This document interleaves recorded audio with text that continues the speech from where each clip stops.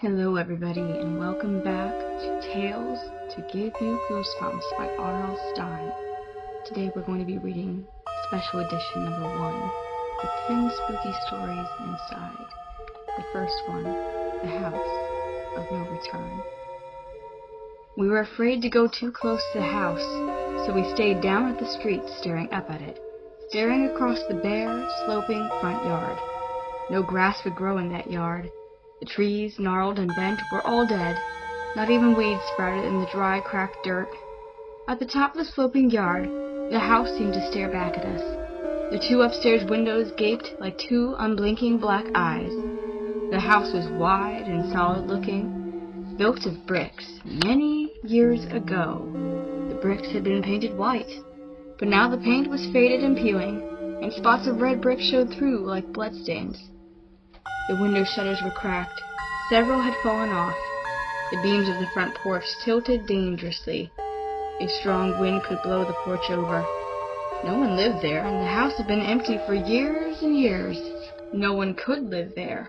The house was haunted, and everybody in town said it was. Everybody knew the legend of the house, and if you spent the night inside of it, you would never come out. That's why we brought kids there. That's why we dared them to go inside. You couldn't join our danger club unless you stayed inside the house, by yourself, for an hour. Staring up at the house, bathed in a haze of pale moonlight, I shivered. I zipped my windbreaker up to my chin and crossed my arms over my chest.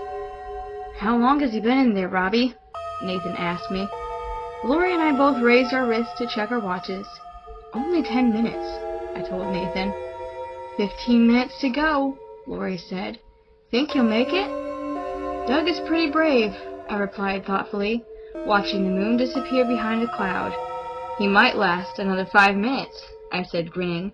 Lori and Nathan snickered. The three of us felt safe down here by the street.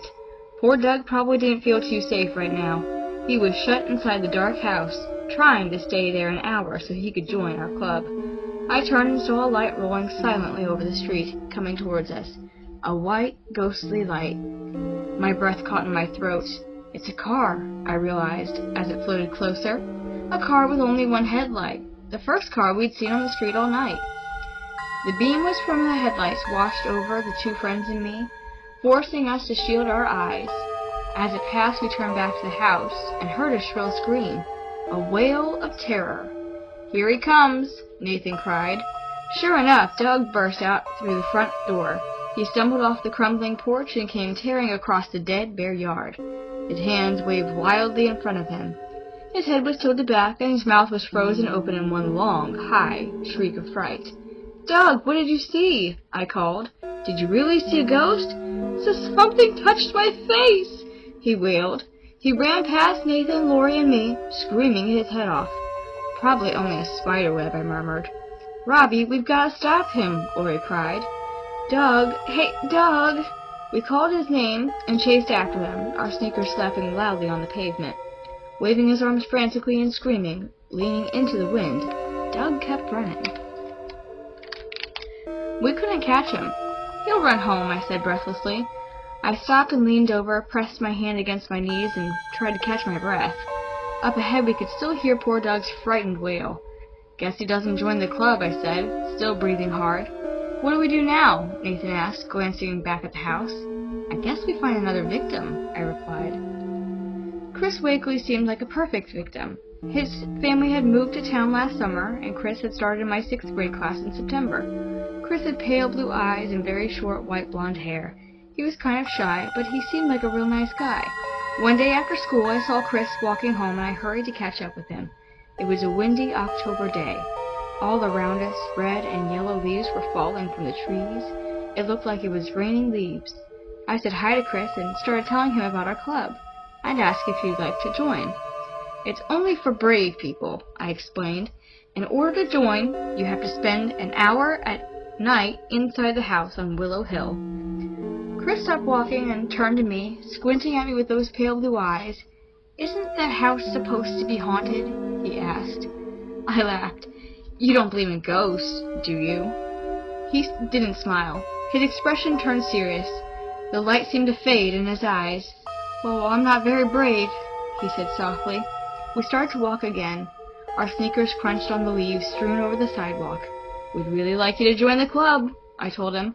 "You're brave enough to spend 1 hour in an empty house, aren't you?" He shrugged and lowered his eyes. I don't know," he stammered. "I've always been afraid of monsters and things," he admitted. "I believed there was a monster living under my bed until I was 8. I laughed, but his expression remained solemn. He wasn't kidding. "When I go to a scary movie," Chris continued, "I have to duck under the seat when the scary parts come on." Lori and Nathan came running up to us. "Are you gonna do it?" Nathan asked Chris. "Are you gonna join the club?"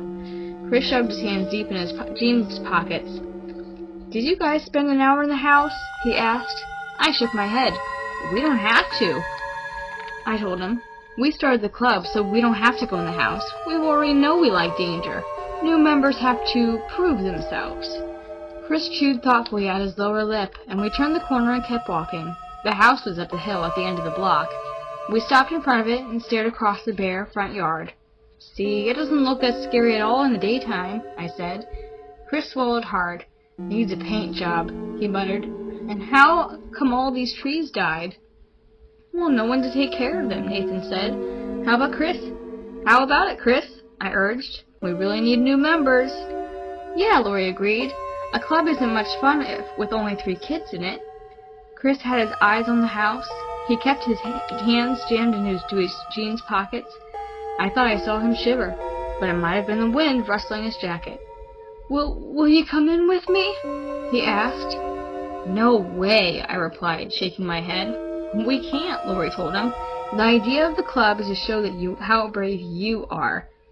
"We won't come in," Nathan said, "but we'll wait out front for you."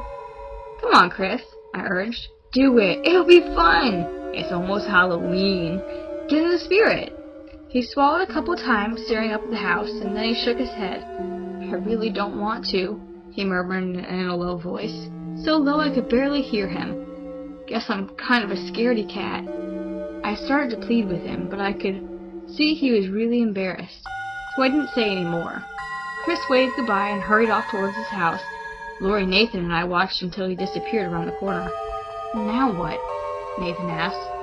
We held a club meeting at my house 2 nights later. It was a pretty boring meeting. None of us could think of another cool kid to join our club, and we couldn't think of anything fun to do. "Halloween is Saturday," I moaned. "We should be able to think of something scary to do." "What are you going to dress up as?" Lori asked Nathan. "Freddy Krueger," Nathan replied. "I already bought the metal fingertips." "Weren't you Freddy Krueger last year?" I asked him. "So, I like being Freddy Krueger," Nathan insisted. "And every other kid in the school," Lori muttered. Lori planned to dress as a vampire, and I had my monster costume already. "We need more club members," Lori said, sighing. "You can't have a club with just 3 people." "Chris would be perfect," I replied. "If only he weren't such a scaredy cat." "You know," Nathan started, rubbing his chin thoughtfully, "it would be really good for Chris to get over his fears." "Huh? What do you mean?" I asked. "I mean, we could help Chris out," Nathan replied, smiling. "We could help him be brave." I still didn't understand. "Nathan, what are you saying?" His smile grew wider. "We could force him to go into the house." I called Chris later that night and invited him to go trick-or-treating with us, and he said yes. He sounded grateful to have some kids to go around with. He had only been at our school for 2 months, and he hadn't made any friends. The 3 of us met at my house on Halloween, and Nathan clicked his long middle nails and kept cackling and grinning like Freddy Krueger. I was a very cool monster with eyeballs and strings popping from my purple head. Lori kept talking in a weird vampire voice. "Where's Chris?" Nathan asked, looking around. "Is he meeting us here?" "Yeah, where is he?" Lori demanded. We were all a little tense. We were playing a mean trick on Chris, but we knew he'd feel good about things by the end of the night.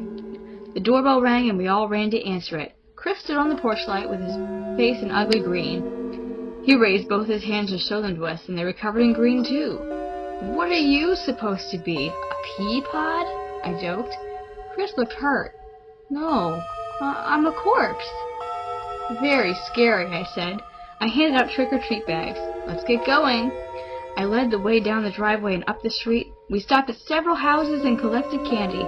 It was a cool, windy night with a tiny sliver of the moon. Gusts of wind kept fluttering our costumes and making our trick-or-treat bags fly up. We were approaching the house on Willow Hill. I had a heavy feeling in my stomach, and my hand suddenly felt ice cold. I hoped Chris could stay in the house for a whole hour, I thought.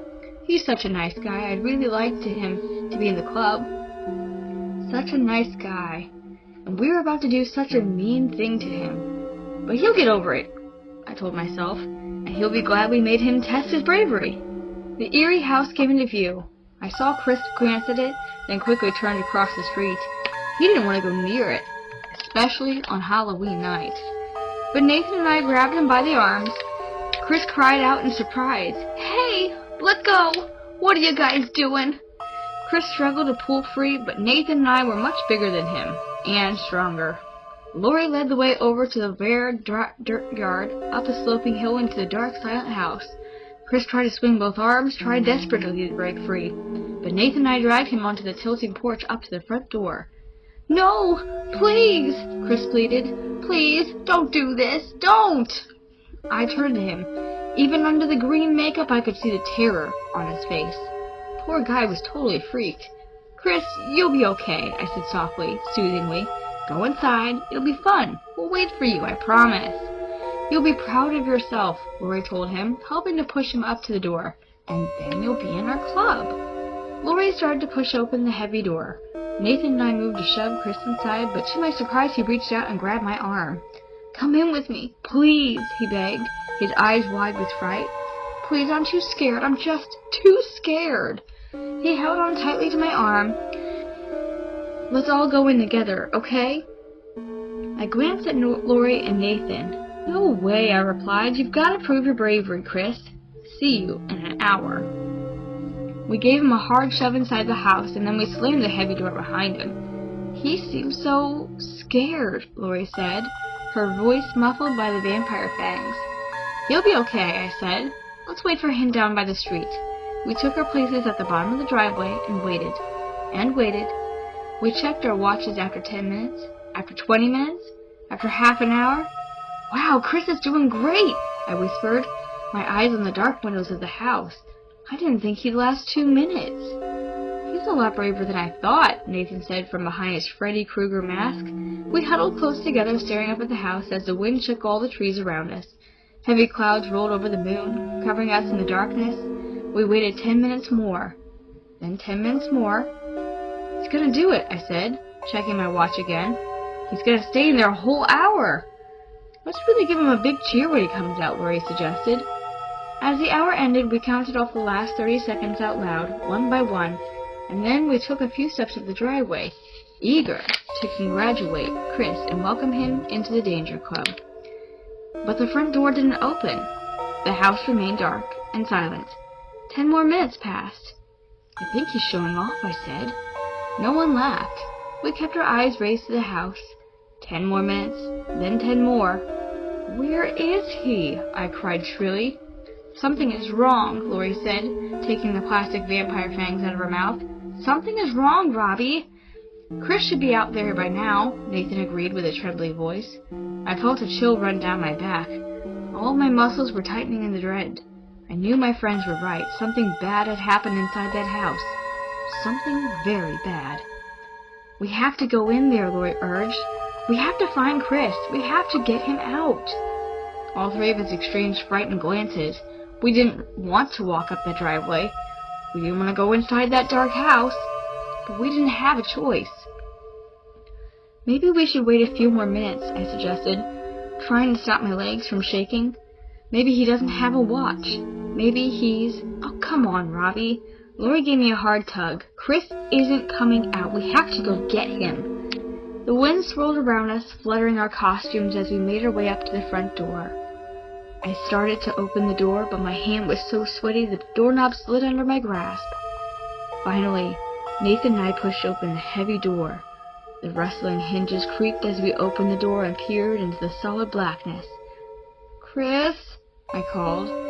"Chris, you can come out now." My voice sounded tiny and hollow. No reply. "Chris! Chris, where are you?" All three of us began calling out. The floor groaned and creaked beneath us when we took a few steps into the living room. The wind rattled the old window panes. "Chris, can you hear us? Chris?" No reply. A loud crash made all three of us cry out, and the front door had slammed behind us. Just the wind, guys," I choked out. But it was much darker with the door closed, but it didn't stay dark for long. Pale lights flickered at the top of the stairs. It looked at first like dozens of fireflies clustered together. I gasped as the light flared brighter and floated down the stairs like a shimmering cloud. "Let's get out!" I cried. Too late. The shimmering cloud spread around us, and inside I saw two frightening figures, a ghostly man and woman, hazy and transparent, except for their red, glowing eyes. Their terrifying eyes sparkled like fiery coals as they circled us, floating silently. I can see right through the both of them, I realized. This house really is haunted. "Where's Chris?" I managed to blurt out. The man's voice was a dry whisper, the sound of wind rustling through dead leaves. "Your friend? He went out the back door," the ghost replied, "about an hour ago." "We didn't want to let him go," the woman whispered, her red eyes glowing brighter, "but he made a bargain with us." She snickered in a dry, dead laugh. "He promised that if we let him go, 3 kids would come in to take his place. And here you are," said the ghostly man, flashing us an ugly, toothless smile. "Here you are." "Don't look so frightened, kids," the woman rasped, folding closer. "You might as well make yourselves at home. You're all going to be here forever." The end. Teacher's Pet, the second story in the book. Do you like snakes? If you're in Mr. Blankenship's class, you have to like snakes, or you're in major trouble. Let me start at the beginning. On the first day of school last September, Benji, my best friend, were shouting to me from the front porch, "Becca, move it! We'll be late!" I grabbed my black denim jacket and tucked my ponytail under my New York Yankees baseball cap. I hurried, even though I knew Benji would never leave without me. Benji and I had been walking to school together every day since kindergarten. Some people think it's weird that a guy and a girl are best friends, but Benji and I don't care. We've always liked to do the same sort of stuff, like play basketball and baseball and cook. Benji would kill me if he knew I told anyone about that. Benji and I were starting 6th grade. At our school, 6th graders get to do great stuff, like go on a camp out for a whole week. And we were supposed to have Miss Wenger this year, the coolest teacher in the whole school. Miss Wenger is the kind of teacher who takes the whole class inline skating so that when someone falls down, she can talk to us about gravity. Benji and I figured this would be just about the best school year ever. So you can imagine our surprise when we walked into our classroom and saw the teacher writing his name on the board. The teacher wasn't Miss Wenger. It was a man named Mr. Blankenship. Benji and I both groaned in disappointment. Mr. Blankenship was a strange-looking dude. He was really, really tall and really, really skinny, and he was almost completely bald. His clothes were pretty bad too, especially the weird turtleneck sweaters he was wearing with the beige, brown, and black diamonds all over it. He greeted Benji and me at the door and asked our names. "I'm Becca Thompson," I said. "Benji Connor," Benji said. "I'm just getting things together right now. Why don't you two join the others and take a tour around the room?" Mr. Blankenship suggested. The room looked pretty dull. Not cool the way Miss Wenger would have done it. Mr. Blankenship had set up the typical stuff, reading corner, computer corner, and a corny welcome back bulletin board. The only unusual things were the 5 or 6 glass tanks placed around the classroom. I walked over to one of the tanks and pressed my nose up against the glass. Not much to see. Some rocks, a pile of dead grass, a stick, and I uttered a shriek. Then I just stood there, pointing at the long, skinny, hissing creature. I hate snakes. I can't help it. I just hate them. I hate those tiny, black eyes that sort of stare right through you. That's what scares me the most, those eyes. I wanted to turn away from the snake's angry glare, but I couldn't. I seemed to be paralyzed, frozen stiff, and my heart was pounding so hard I thought it was going to pop out of my chest. It was Benji who broke the snake's spell over me. He came over and shoved me out of the way to get a better view. "Oh, a snake," he said calmly. But I knew that Benji is just as afraid of snakes as I am. "I see you've met one of my little pals," Mr. Blankenship said to us, smiling. "We're going to be studying snakes this year. Fascinating creatures. Fascinating." Leaning over the cage, Mr. Blankenship turned to me. "Did you know that snakes can live for a month without food? Of course, they'd much rather swallow a tasty little mouse instead. Watch." He reached into a smaller cage hidden behind a bookshelf and grabbed a white mouse by its tail. The mouse tried to wriggle free, but Mr. Blankenship held tight to its slender pink tail. He dangled the thrashing, wiggling mouth over the snake's fangs for a few seconds, and then he dropped it right next to the snake. I didn't want to watch, but I couldn't help myself.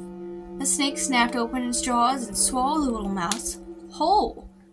I let out a groan as I watched the pink tail slide past the snake's teeth, like a spaghetti noodle. I felt really sick to my stomach, but there was no way I was giving Mr. Blankenship the satisfaction of knowing he had totally grossed me out.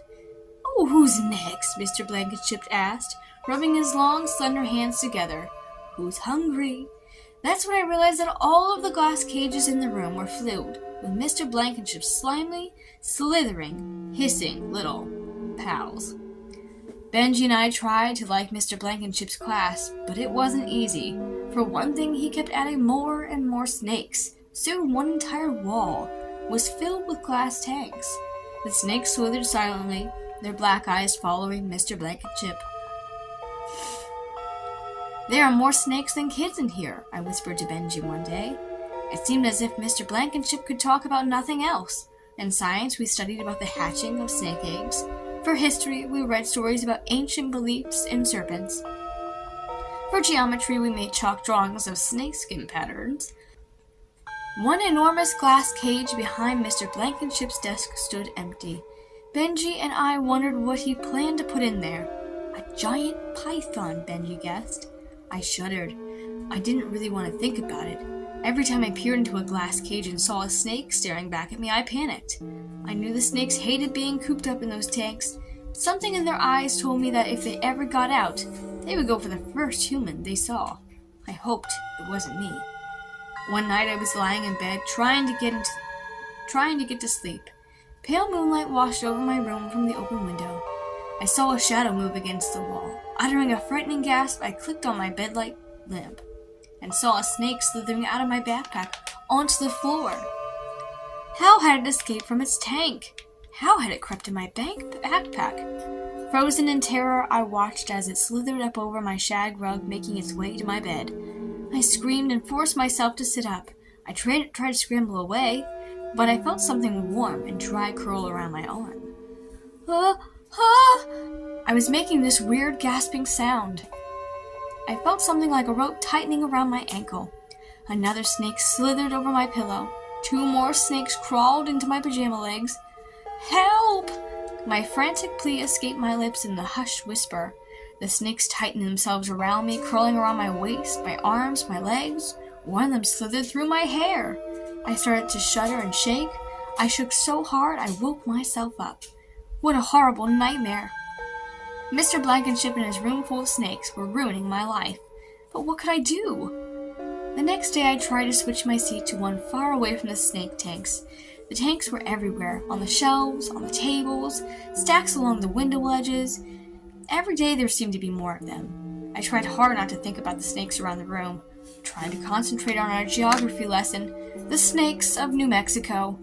But just as Mr. Blankenship began to discuss the heat of the desert, I heard a thud.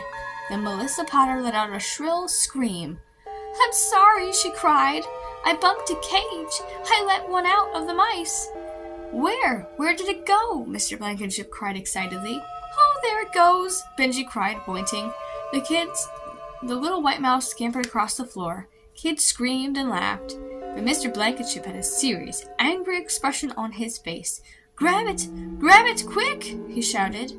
"It's over there," shouted Carl Jansen, pointing to the window in the corner. Mr. Blankenship always left that window open so his snake pals could get fresh air. But Mr. Blankenship dived across the room, the mouse scuttled onto the window ledge, and Mr. Blankenship grabbed for the tail, missed, and the mouse vanished out of the window. Our teacher turned beet red. Even the top of his bald head was red. "Now look what you've done," he screamed at Melissa. "You let a perfectly good snake dinner get away. You will all have to be taught to be more careful," Mr. Blankenship bellowed. "Perhaps as extra homework assignments you will help to remember. I want 3 pages on the feeding habits of the eastern diamondback rattler, and I want it tomorrow." "What is his problem?" I whispered to Benji. "Becca!" Mr. Blankenship shouted. "I heard it! You will write a 10-page essay." But, I sputtered. "And you will clean the snake cages for the next 2 weeks," Mr. Blankenship added. I clamped my hand over my mouth to keep myself from getting in even worse trouble, but I was so angry. I could have let all the mice out of their cages, which gave me a great idea. "Benji," I whispered when Mr. Blankenship had turned away, "after school, my house. Get ready for Operation Mouse Rescue." Later after school, Benji and I worked out all of the details. Operation Mouse Rescue would take place on Thursday night, after our parents went to play bridge. The plan was simple. Simple, but excellent. Benji and I were going to sneak into school and set all of the white mice free. We could just picture Mr. Blankenship's face when he arrived Friday morning and found the mice scampering all over the room. Thursday seemed to stretch on forever. I barely heard a word Mr. Blankenship said. I was too busy watching the clock and waiting for the bell to ring. I know I ate dinner with my family, but don't ask me what we had. All I could think about was Operation Mouse Rescue. Finally, my parents said goodbye, left all their right phone numbers, and drove off their bridge tournament. It didn't take long before Benji gave me our secret signal, a single ring of the telephone.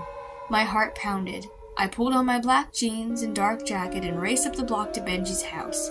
He was waiting for me at the bottom of the driveway. "What took you so long?" he demanded. "You're not wimping out, are you?" "No way," I replied, although I suddenly felt as if I had white mice fluttering all around in my stomach. "Let's go." Half walking, half jogging, we made our way to school. It was a cool, breezy night. The trees shivered, shedding fat brown leaves. Shadows twisted and bent over our path as we crept up to the dark school building. "Around the back," I whispered. The school seemed so much larger, so much scarier at night, bathed in total blackness. We found our classroom and Benji clicked on his flashlight. "No, turn it off," I instructed. "Someone may see us." He obediently clicked off the light. We spotted the open window, the window in the corner that Mr. Blankenship always leaves open. My hands felt cold and wet as I grabbed the stone window ledge and pulled myself up. Inside the room, I turned and helped pull Benji in. It's so dark," he whispered, huddling close to me. "Can't we turn on the flashlights?" "Okay," I whispered back, "but keep the light down on the floor." Our circles of yellow light swept over the floor, but slowly we made our way to the table that held the mice cages. The floorboards creaked under our sneakers. I glanced nervously around the room, tiny lights flickering in the blackness. It took me a long moment to realize they weren't lights. They were glowing snake eyes. They're all watching us," I whispered to Benji.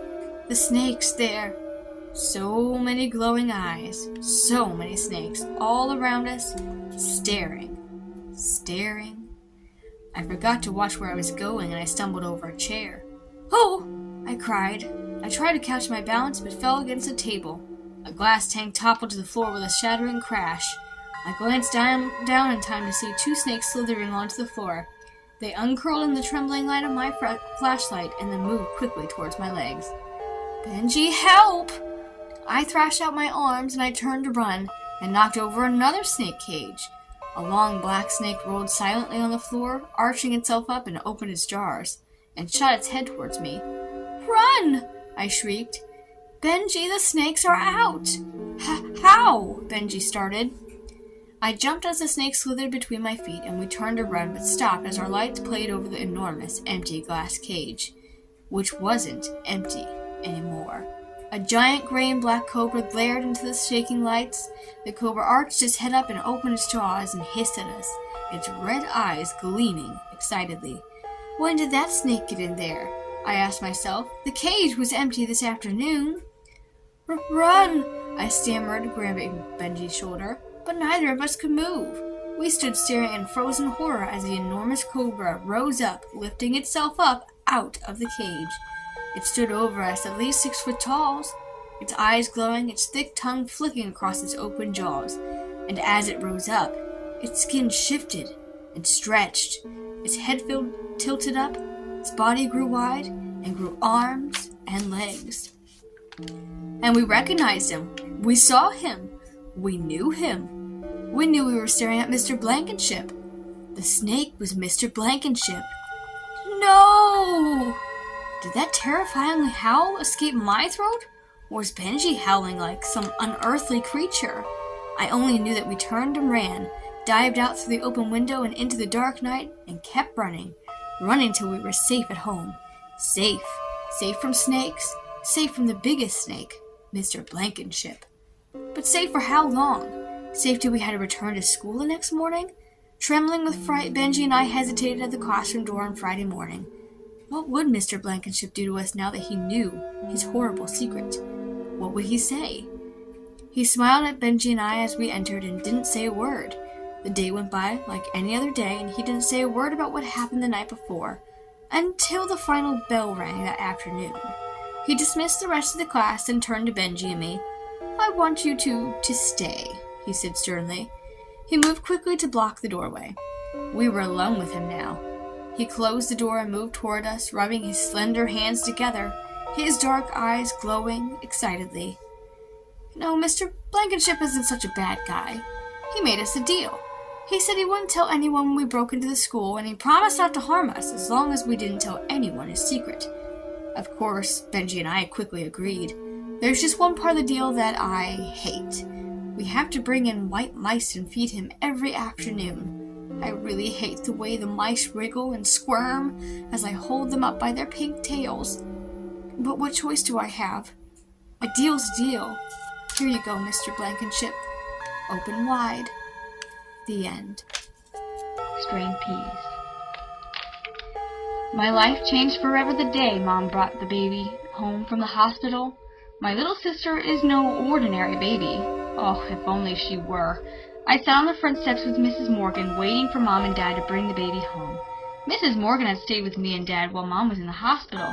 I thought about the new baby, Hannah, a little sister. Yuck. I sighed and tapped the stick against the brick steps. "Stop fidgeting, Nicholas," Mrs. Morgan scolded. "Why don't you read your comic book until your parents get home?" I opened my Iron Man comic book and picked up where I'd left off. Iron Man is a cornered bad guy disguised as a kindly doctor. "Unmask yourself," says Iron Man. Iron Man ripped the mask off the doctor's head, revealing the hideous face of a mad scientist. Iron Man gasps. "The mark of evil," he cries. "Dr. Destro." Iron Man had never seen Dr. Destro before, but he recognized the bad guy by the birthmark on his face. The mark of evil. I heard a car coming and glanced up. Dad's dark green Volvo chugging down the street and pulled into our driveway. Mom sat in the passenger seat, waving to me and smiling brightly. Mrs. Morgan gave me a little shove. "Go on," she said. "Go meet your new sister." Ugh, I thought. I was glad to see Mom, though. I dragged myself over to the car, and Dad opened the car door. Mom stepped out, carrying a little bundle in her arms. She bent down and said, "Look, Nicholas, isn't she adorable?"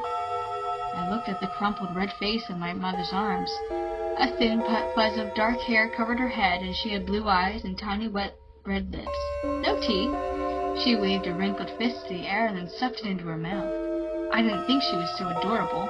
I thought she was kind of ugly. But then I nearly choked. On Hannah's cheek was a tiny brown heart-shaped birthmark.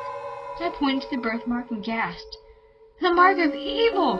Just like Dr. Destro!" "Cut it out, Nicholas," Dad said sternly. "This is no time for your crazy comic book talk."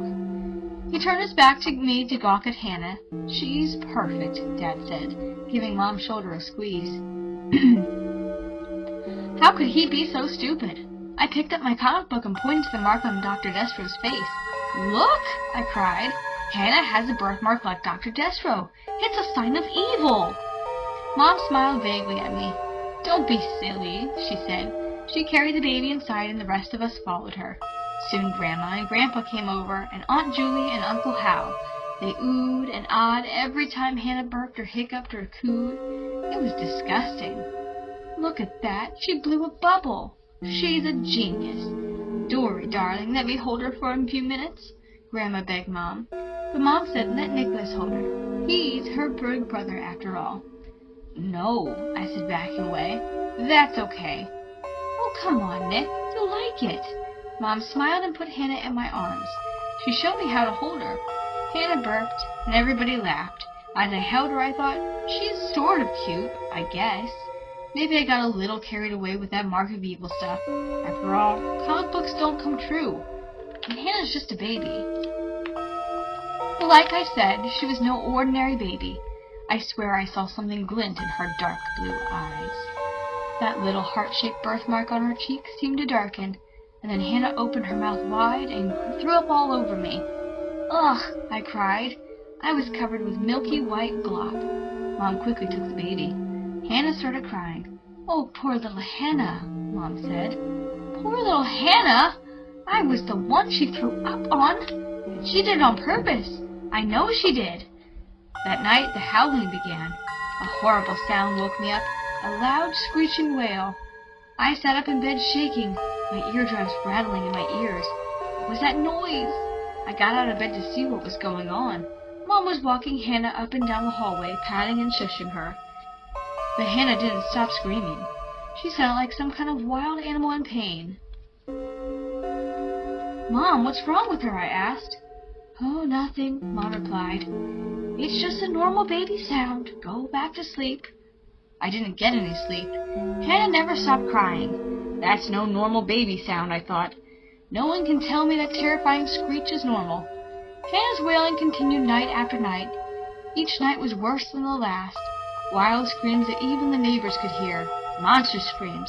And when Hannah starts crying, the neighborhood dogs threw their heads back and howled along with her. I could swear I saw her birthmark glow. Just a little. A few months passed, and Hannah learned to crawl early. Mom and Dad thought that she meant she was smart. I knew better. She had a mission. She wanted to be an only child. She wanted to get rid of me. The crying didn't get rid of me, and the puking didn't get rid of me. But Hannah had other tricks up her little tiny terry cloth sleeves. One morning before school, I found Hannah in my room chewing on something. She held a bit of paper in her hand, and when she saw me coming, she tried to stuff it into her mouth. I snatched it away from her. Oh no, I cried. My math homework. Or what was left of it. Mostly just my name and the date covered with drool. Hannah had eaten my homework.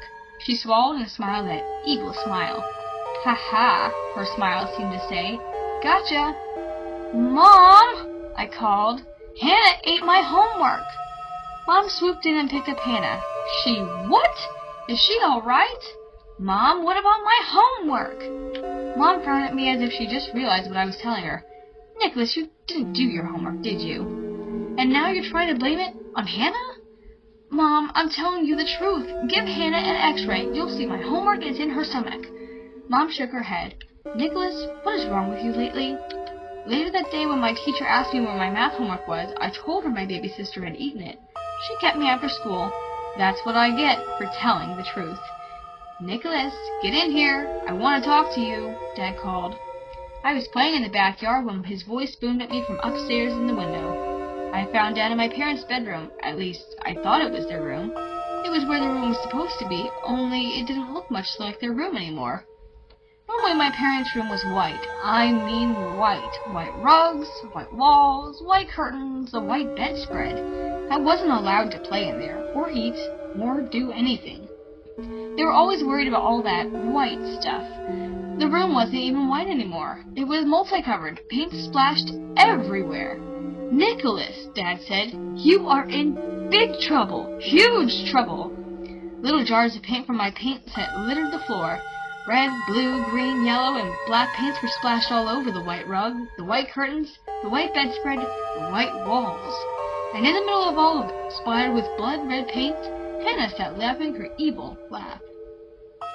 You have 1 minute to give me an explanation for this, Nicholas, Dad said. Go.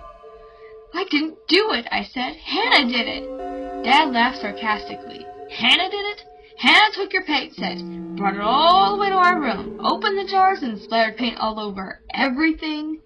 Yes, I said. Nicholas, go to your room. But, Dad, I didn't do anything wrong.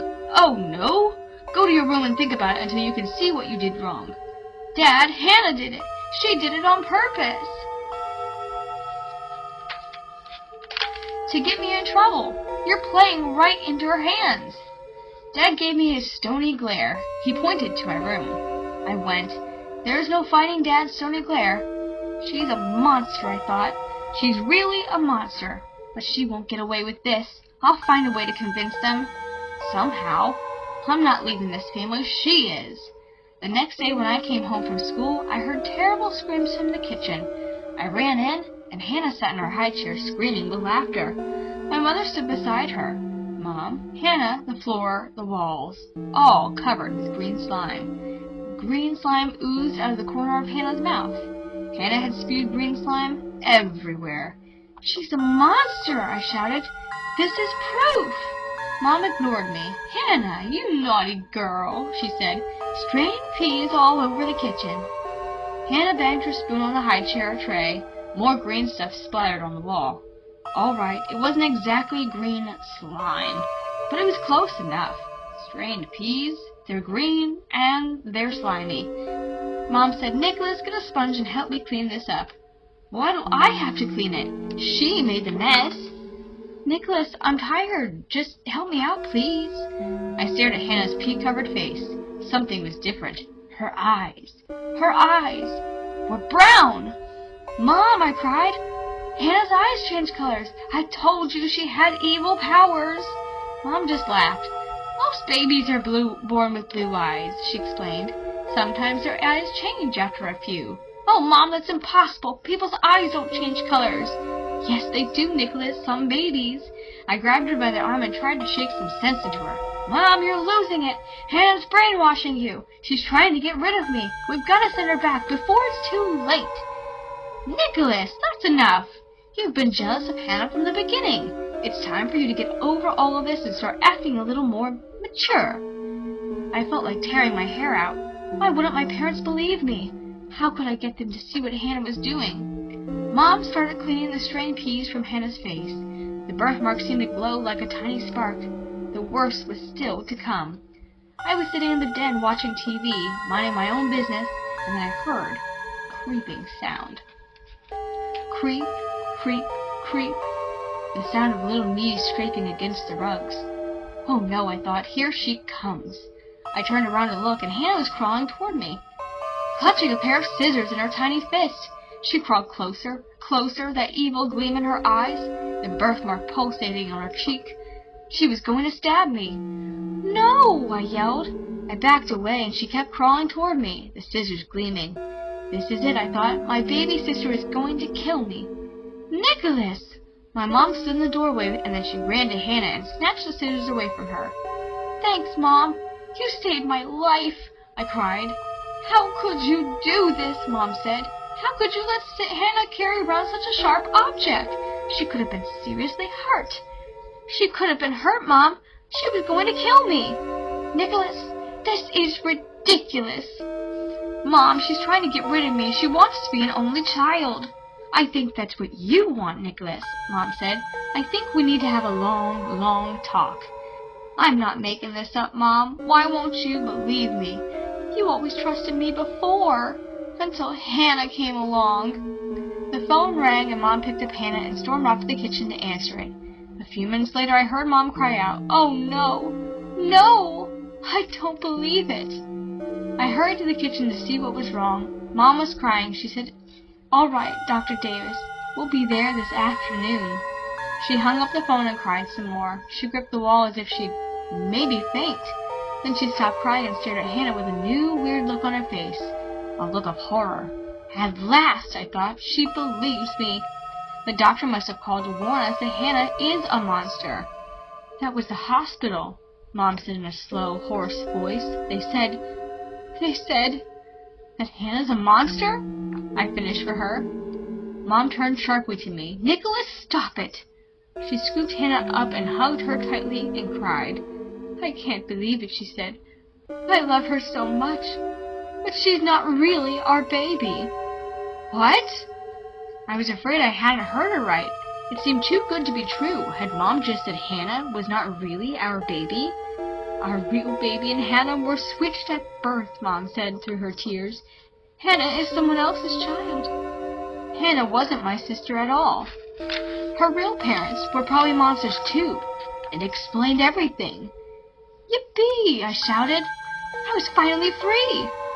Free from Hannah's evil. Everything would be okay now. We'd get my real baby sister, and she'd be cute and normal like other babies. She wouldn't try to get rid of me. She wouldn't be a monster. Mom started crying harder than ever, and she carried Hannah upstairs to her room and shut the door. I felt a little bit sorry. Mom was really upset, and I knew Dad would be too. But they'll be happier when we get our real baby, I thought, and so will I. Dad came home from work early. We bundled Hannah up and took her to the hospital. A nurse introduced us to a woman who held baby Hannah's age, Hannah's real mother. She had a tiny heart-shaped birthmark on her cheek, just like Hannah's. Monster Mom, I thought, even though she didn't look like a monster at all. The nurse gave my mother the new baby. It seemed weird to call the new baby Hannah, so Mom decided to name her Grace. When we got home, the first thing I did was check Grace for birthmarks. She was clean, no birthmarks anywhere. She was a sweet baby, blonde, blue-eyed, smiling with rosy cheeks. She looked like an angel. She smiled and cooed at me, and I watched Gracie carefully for the first day, just to be sure. She didn't cry like an animal. She didn't spew peas or try to stab me. She did nothing but gurgle and coo. By the end of the day, I thought, she's normal. She's not a monster. She's not out to get me. She's even cute. Everything is going to be okay now.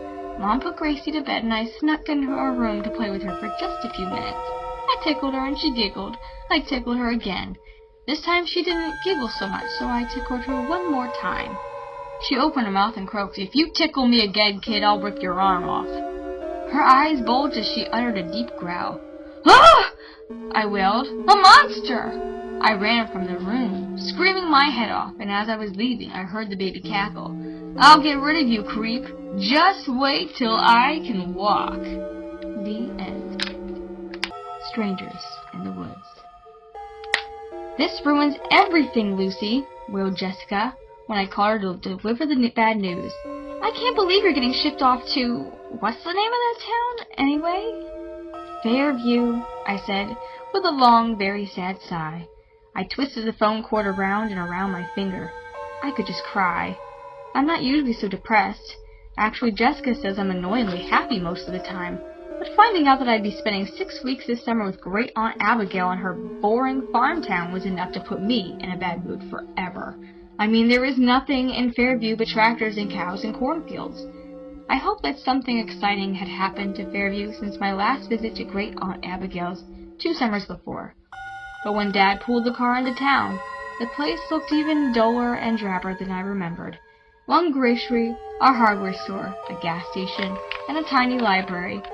We bumped our way down Great Aunt Abigail's long dirt road, pulled up in front of 25 Butterfly Lane, her small red brick house.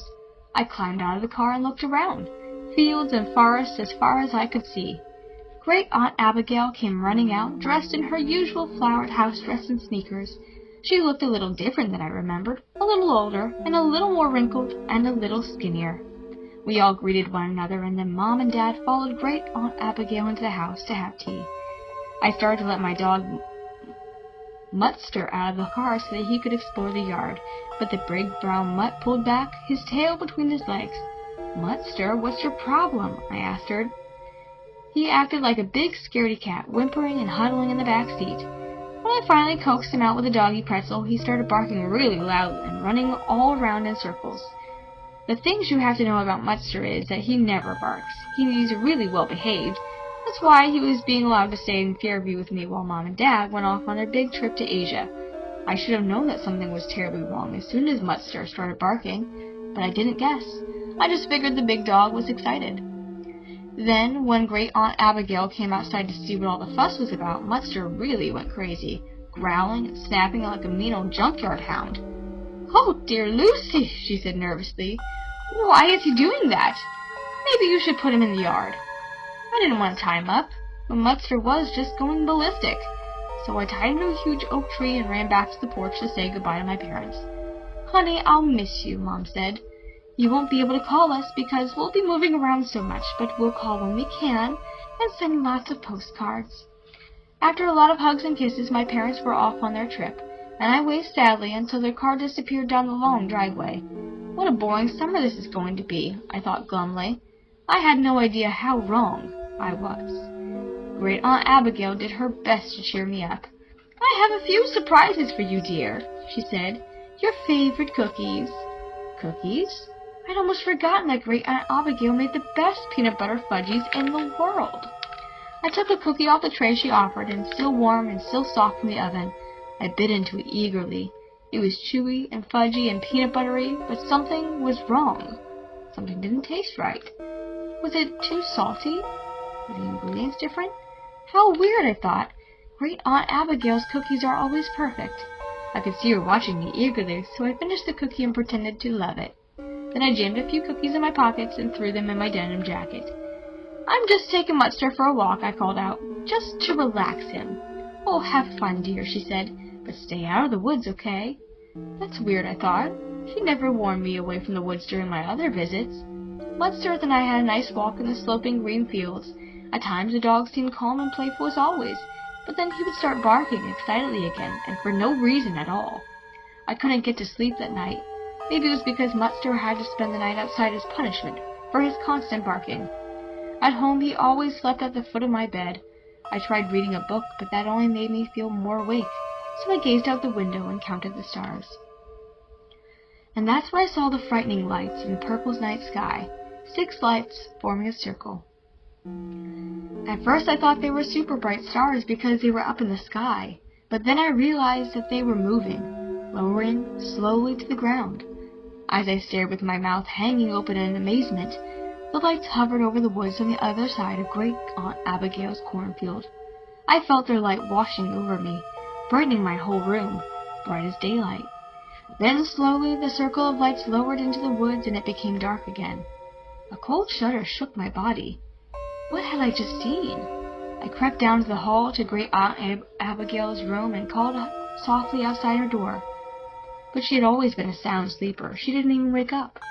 Back in my room I could hear Mutster down in the yard barking furiously. I shut the window tight. How could I ever get some sleep?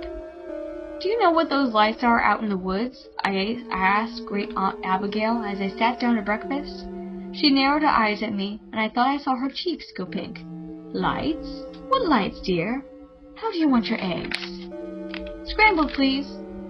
There were about 6 lights all in a circle. They were so weird." "Oh, don't worry, dear. I'm sure it's just reflections or something. Have you fed Mutster?" Why is she so eager to change the subject, I wondered. Why does she seem so nervous? Her scrambled eggs tasted different, too. Not as fluffy and fresh-tasting as in the past. After I ate, I took Mutster to his breakfast, a bowl of dry dog food. Then I sat on the lawn, talking to the dog and staring at the woods, hoping to see something, anything, that might explain those lights. Thinking about those lights made me feel strange. You know how your stomach feels after you've eaten 5 slices of pizza? That was it, only more nervous and fluttery. My stomach felt even funnier after Great Aunt Abigail and I took a drive to the hardware store. Did I say drive? It was more like a roller coaster ride. To my shock, my usual careful Great Aunt drove like a maniac. We almost clipped the mailbox on the way out of the driveway. Then she kept weaving from lane to lane and whizzing right through the stop signs. I held onto the dashboard, too terrified to scream. I got my voice back when we finally pulled over on Main Street. "Aunt Abigail!" I cried breathlessly. "Is there something wrong with the car? Why are you driving like this?" "Like what?" she replied innocently. The only thing more frightening than the drive to the town was the drive back to the house.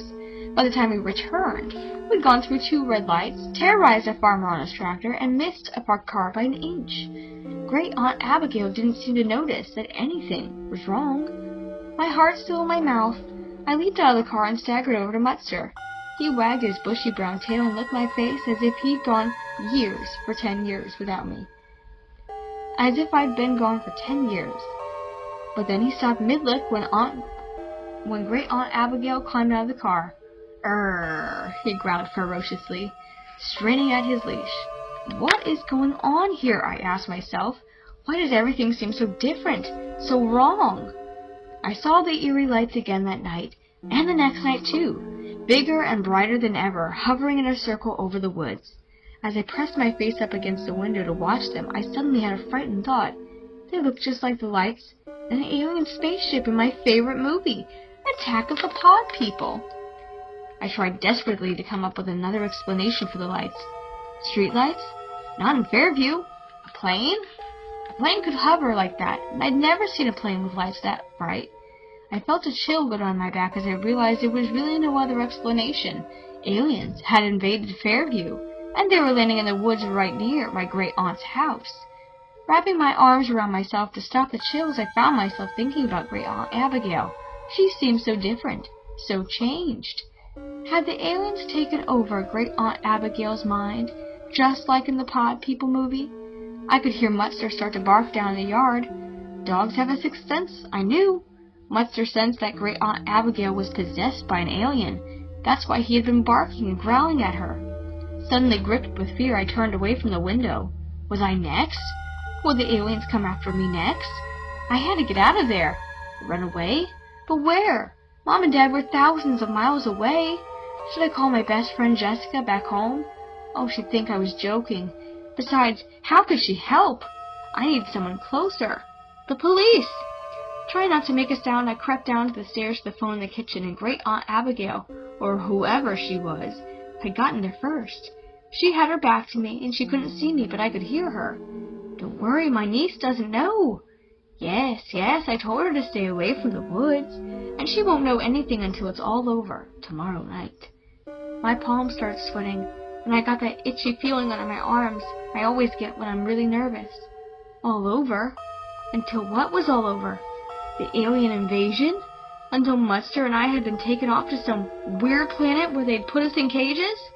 I had to get back to my room, and fast. I turned back to my stairs, but the floorboards creaked loudly beneath me. Great-Aunt Abigail whirled around to face me. I gasped, and my mouth dropped open in horror. My great-aunt's face was glowing green. "Lucy, what are you doing up?" Great-Aunt Abigail demanded. She took a few steps toward me.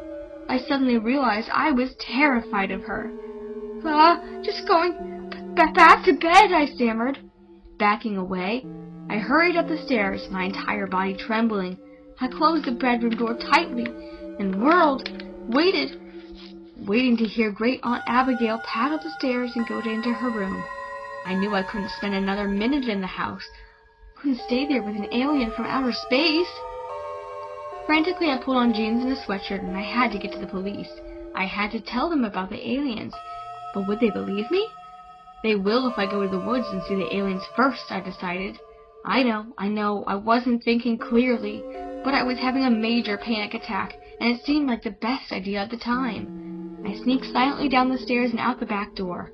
I should have woken up Mutzer and brought him with me into the woods, but I was so out of my mind with fear, I didn't even think of him. I ran across the backyard, headed into the woods, nothing but darkness ahead. No lights hovered in the sky.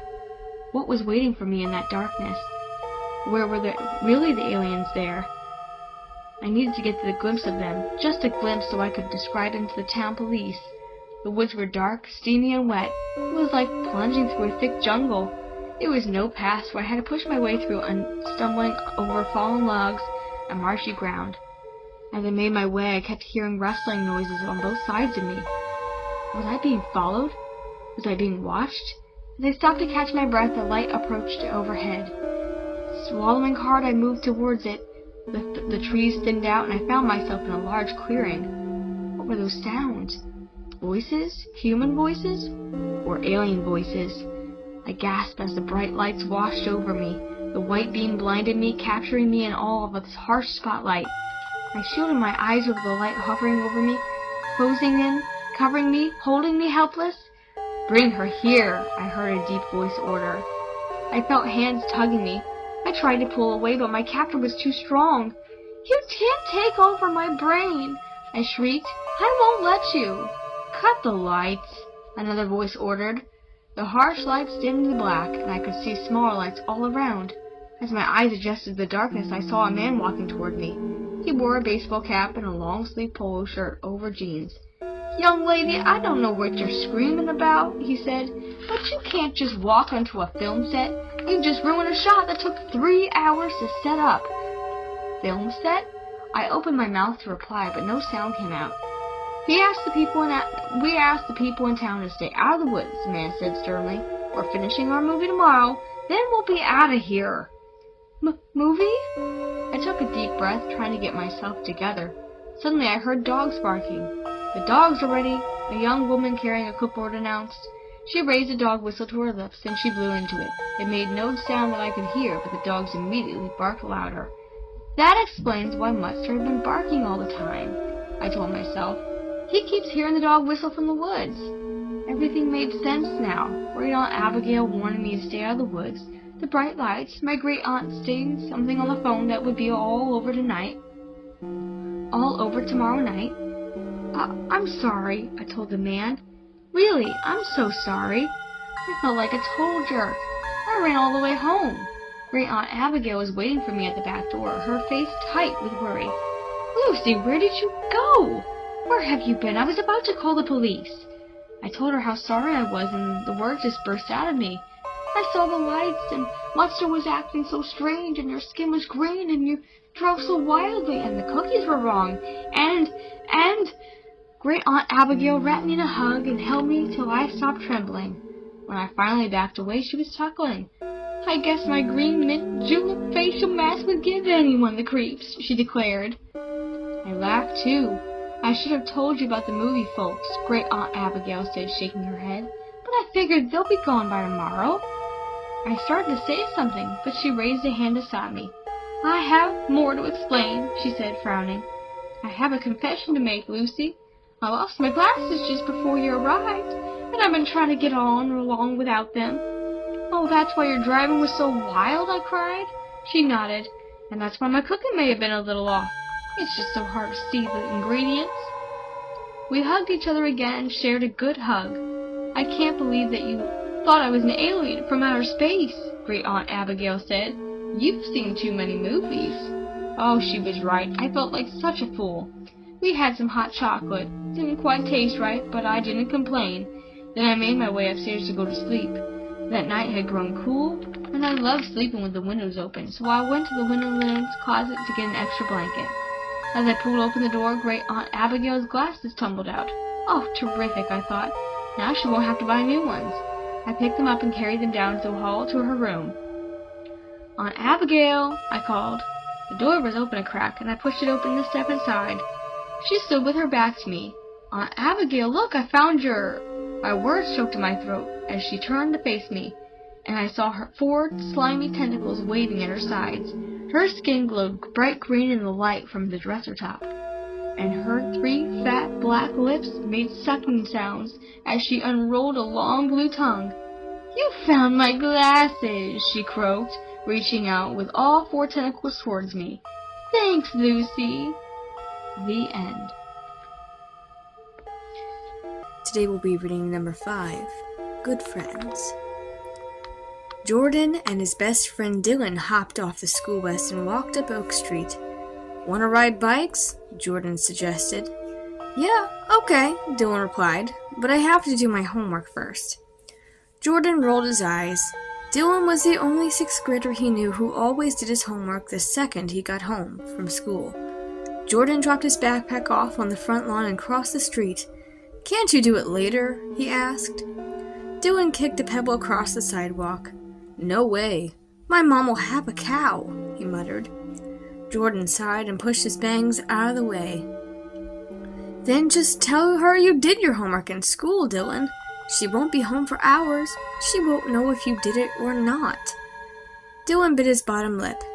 "I don't know, Jordan," he said, lowering his voice. "What about—" And then he pointed up towards his house. "Who, Richard?" Jordan asked, making a face.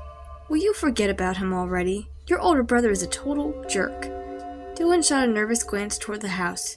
"Shh, he'll hear you." Jordan folded his arms across his chest. "Oh, so what?" he demanded loudly. "Everyone knows Richard is a total jerk."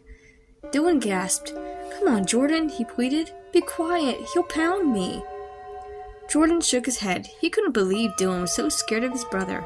Richard was 14 and big and strong, but so what? "Oh, just forget about him, will you?" Jordan said. "Come on, let's ride." They rode their bikes around the neighborhood for a while, and then they stopped in Dylan's driveway to shoot some hoops. Dylan kept staring up nervously at his brother's bedroom window. "I hope he leaves us alone today," he said to Jordan. "Ever since my mom put him in charge after school, Richard's been worse than ever. He acts like he's the king of the house." "Oh, he's king of all right," Jordan snickered. "King of the jerks." Dylan laughed nervously and glanced back up at the window. "Would you forget about him already?" Jordan said. "Come on, let's play. Show me your best slam dunk." Dylan dribbled the ball on the driveway. He was just about to shoot when the pest came skipping across the street. The pest was Ashley, Jordan's 7-year-old sister. Ashley plopped down on the sidewalk in front of Dylan's house and began playing with her Barbie dolls and talking to herself. "Jacqueline, your hair is long and pretty like Barbie's," Ashley said. Jordan and Dylan exchanged glances and then cracked up. "Your sister is talking to her imaginary friend again," Dylan said, rolling his eyes. "You're sad," Jordan called out to his sister. "You're really sad." Ashley shot Jordan an angry look. "Shut up, dummy," she screamed at him. "Jacqueline and I think you're sad." "Where is Jacqueline?" Jordan demanded. "How come Dylan and I can't see Jacqueline? How come it looks like you're talking to yourself again?" Ashley ignored her brother. "Don't pay any attention to them, Jacqueline," she said. "They're just acting dumb." Dylan shook his head. "Come on, Jordo," he said softly. "Let's just play." Jordan made a face at his sister and then grabbed the ball and took a jump shot. The ball hit the rim and bounced off. "Ha ha ha!" Ashley burst out laughing. "Did you see that, Jacqueline?" she cried. "Jordan missed the easy one." "Ashley, get lost," Jordan cried angrily, "and take your imaginary friend with you." Ashley dropped her dolls and ran up to him. "I told you, Jacqueline isn't imaginary," she screamed. "She's real." "Oh yeah?" Jordan shot back. "Then if Jacqueline is real, where is she standing?" "Right here," Ashley replied, pointing to her left. Jordan lobbed the ball at high speed in the direction. "Think fast, Jacqueline," he shouted. Ashley gasped. "No, stop it! You'll hurt her!" Jordan laughed and moved closer to his sister. "How come Jacqueline didn't catch the ball?" he teased. Because you threw it too fast," Ashley stammered. "Well, where is she now?" Jordan demanded. "Let me try it again. This time, I'll aim for her head." He and Dylan both laughed. "You leave us alone. I'm telling," Ashley whined. "Come on, Jacqueline, let's go." She turned to leave. "Come on, Jacqueline," Jordan mocked in a whiny voice, trying to imitate his sister. "Shut up, Jordan," Ashley cried. "Shut up, Jordan," Jordan repeated. "Cut it out! Cut it out!" Jordan grabbed the air and pretended to hold somebody. "Hey, look, Ashley, I've got Jacqueline. She's my prisoner." Ashley balled her hands into fists. "Let her go! Let her go!" "Hey, Dylan, bring me that rope from the garage. Let's tie Jacqueline to the tree," Jordan cried, grinning. Ashley screamed. "No, stop! Jordan, let her go!" Jordan kept laughing. "Wait, maybe Jacqueline would like to help us practice our jump shots. We can hang a net on her head and use her face as a backboard." "I'm telling, I really am," Ashley declared. She picked up her dolls and angrily ran down the driveway. "I'm telling, I really am," Ashley declared. She picked up her dolls angrily and ran down the driveway and across the street. "Do you see what I have to put up with?" Jordan said, shaking his head. Dylan started to answer, but an angry voice interrupted, shouting from the window above them, "Hey, loser!"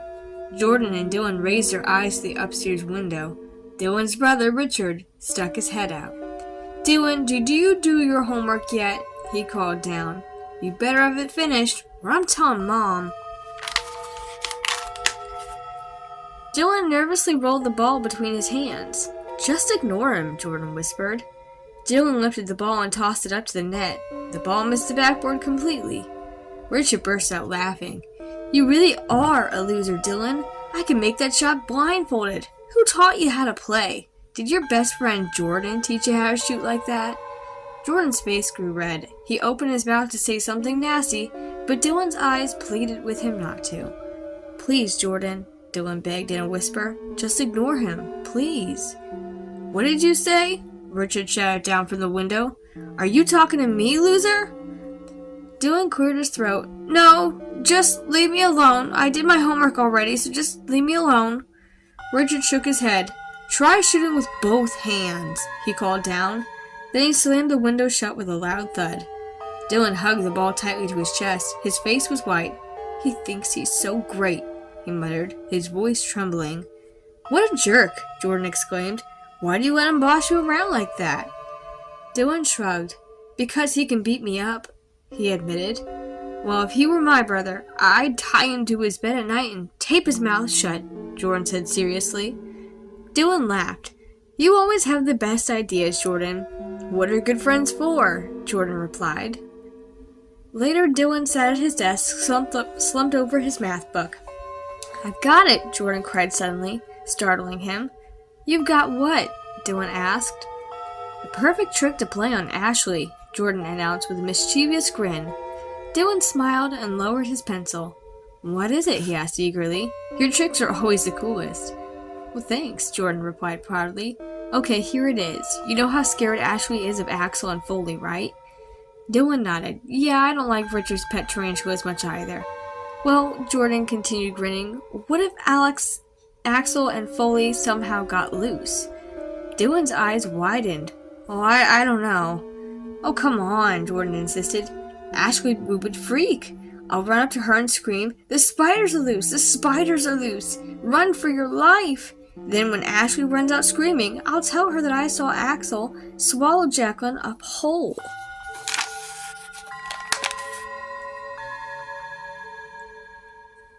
Well, Dylan hesitated. His friend's plans always scared him a little. Dylan, come on, it's perfect. Look at her! Jordan pointed out the bedroom window. My dopey sister is playing catch with her invisible friend right there in the front yard for everyone to see. Dylan peered out the window. She does look pretty stupid, he admitted. Okay, so let's sneak into Richard's room and... Jordan, I don't know if this is such a good idea, Dylan said. Richard will pound me for sure if I touch his spiders. Oh, stop worrying so much, Jordan replied impatiently. He'll never know. He's down in the den right now watching television. We'll be real quiet. No problem. Dylan peered out the window again and watched Ashley playing catch with her imaginary friend. Okay, let's do it, he agreed. Jordan led the way to Richard's room. They crept inside and made their way to the tarantula tank. Go ahead, Jordan urged, whispering. Pick them up. Hurry! Dylan picked up the 2 tarantulas, one in each hand, and they felt warm and hairy. They kind of tickled. Tiptoeing silently, they made their way downstairs, sneaking past Richard in the den. Jordan pushed open the front door and they crept down the front steps and into the driveway. This is going to be awesome, Jordan whispered as they crept up behind Ashley. Dylan held the tarantulas high above his head. Ashley didn't hear them coming. She was laughing, calling out to her invisible friend. Nice throw, Jacqueline! They tiptoed closer until they were right behind her. One more step, and... Dylan! A voice roared from the porch. Jordan and Dylan whirled around. It's Richard! Dylan gasped in horror. Jordan saw his friend's face go white. Richard moved toward them quickly, glaring furiously at Dylan. What are you doing out here with my tarantulas? Richard demanded. Well, Dylan stammered. I know what you're doing, Richard accused angrily. You're playing with Jordan and Ashley again, aren't you? Dylan stumbled backward as Richard moved closer. Well, do you know what an embarrassment you are? Richard cried. You're just such a weird kid, always playing by yourself and talking to yourself. But, Dylan sputtered.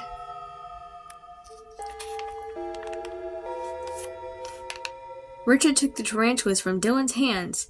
"Dylan, you're too old for imaginary friends," Richard said. "Forget about Jordan and Ashley, okay? They don't exist. They're just in your mind. Imaginary friends are for babies." The end.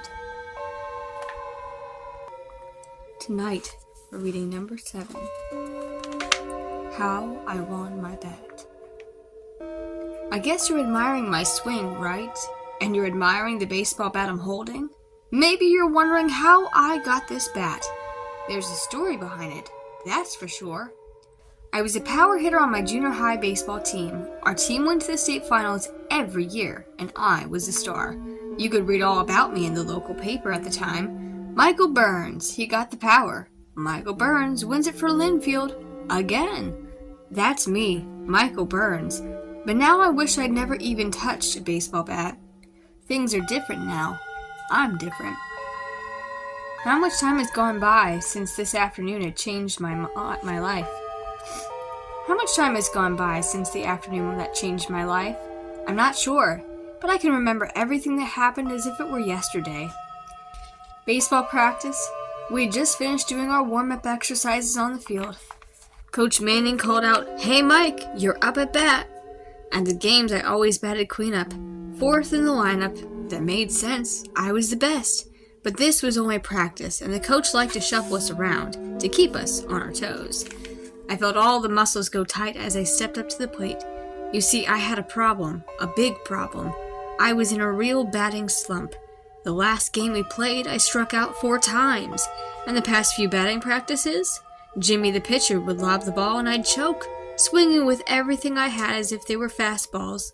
Some power hitter, huh? I couldn't even connect, and everyone knew it. I was afraid my new nickname was going to be Swing and Miss Mike. "Come on, Mike," Coach Manning called as I took a few practice swings. "Concentrate now. You know tomorrow's game with Lakeland is for first prize." "Yeah, Mike, don't mess up," Jimmy muttered from the pitcher's mound. I hunched over the plate. The bat just didn't feel right. It felt heavy, too heavy. "Relax," I told myself. "Just relax and everything will be fine."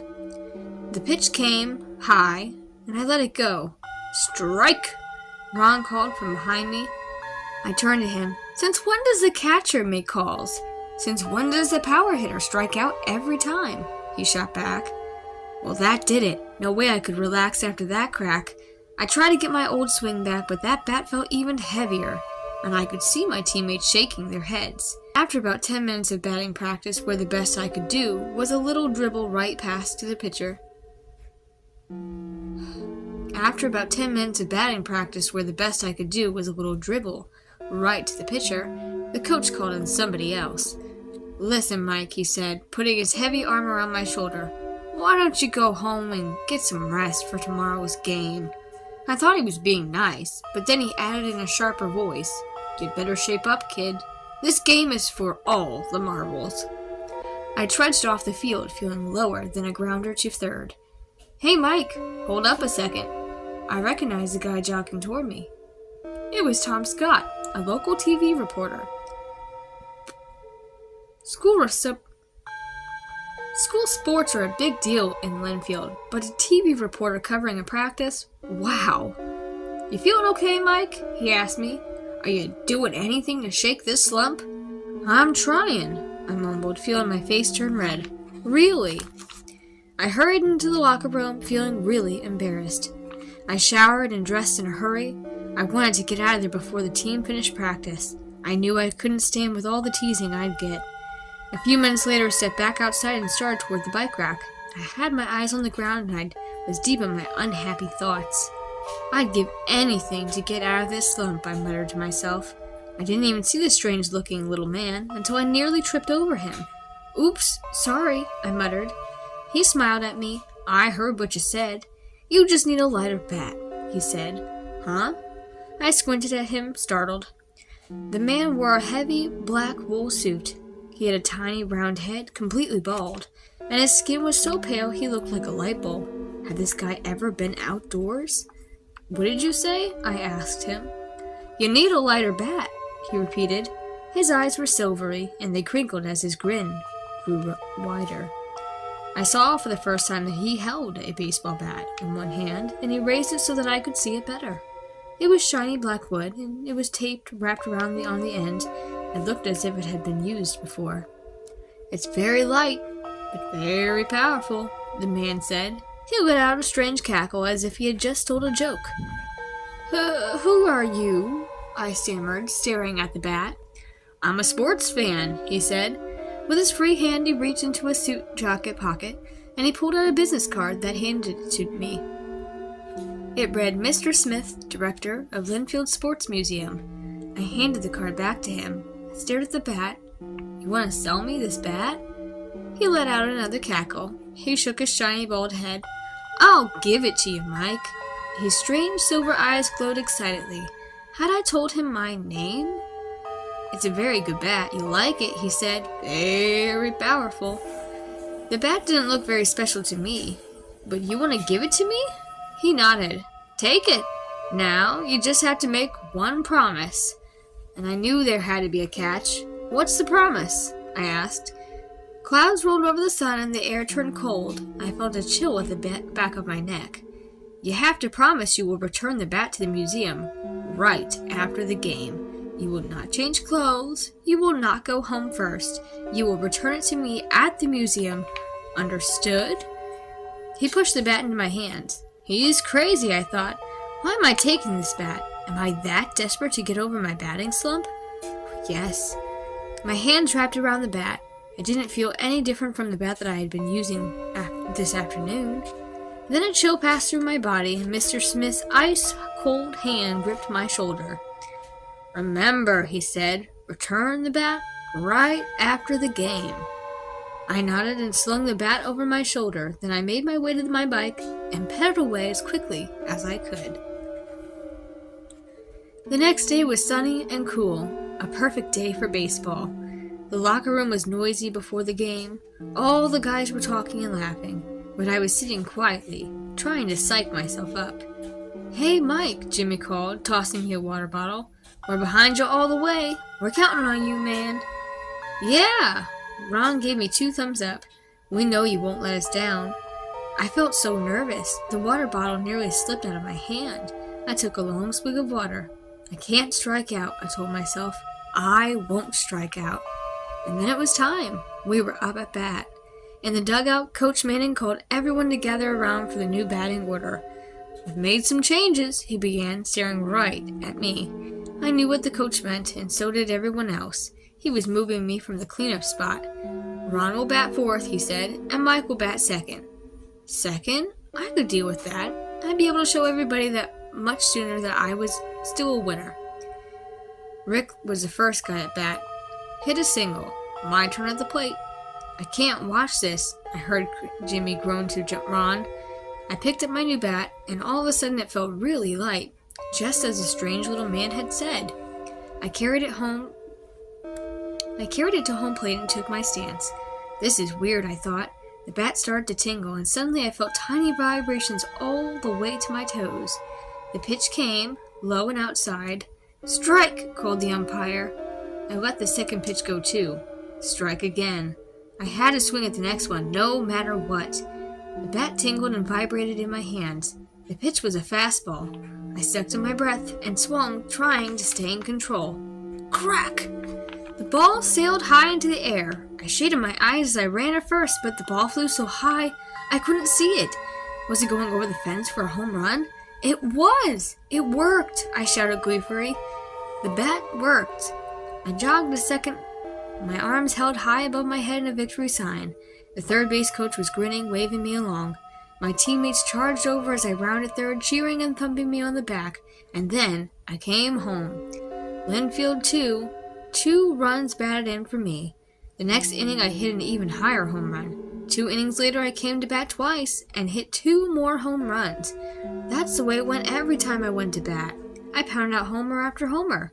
By the time I hit my 7th, the crowd was going ballistic. 7 home runs broke the school record, and when I hit my 9th, that broke the state record.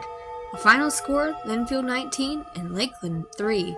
Not shabby at all.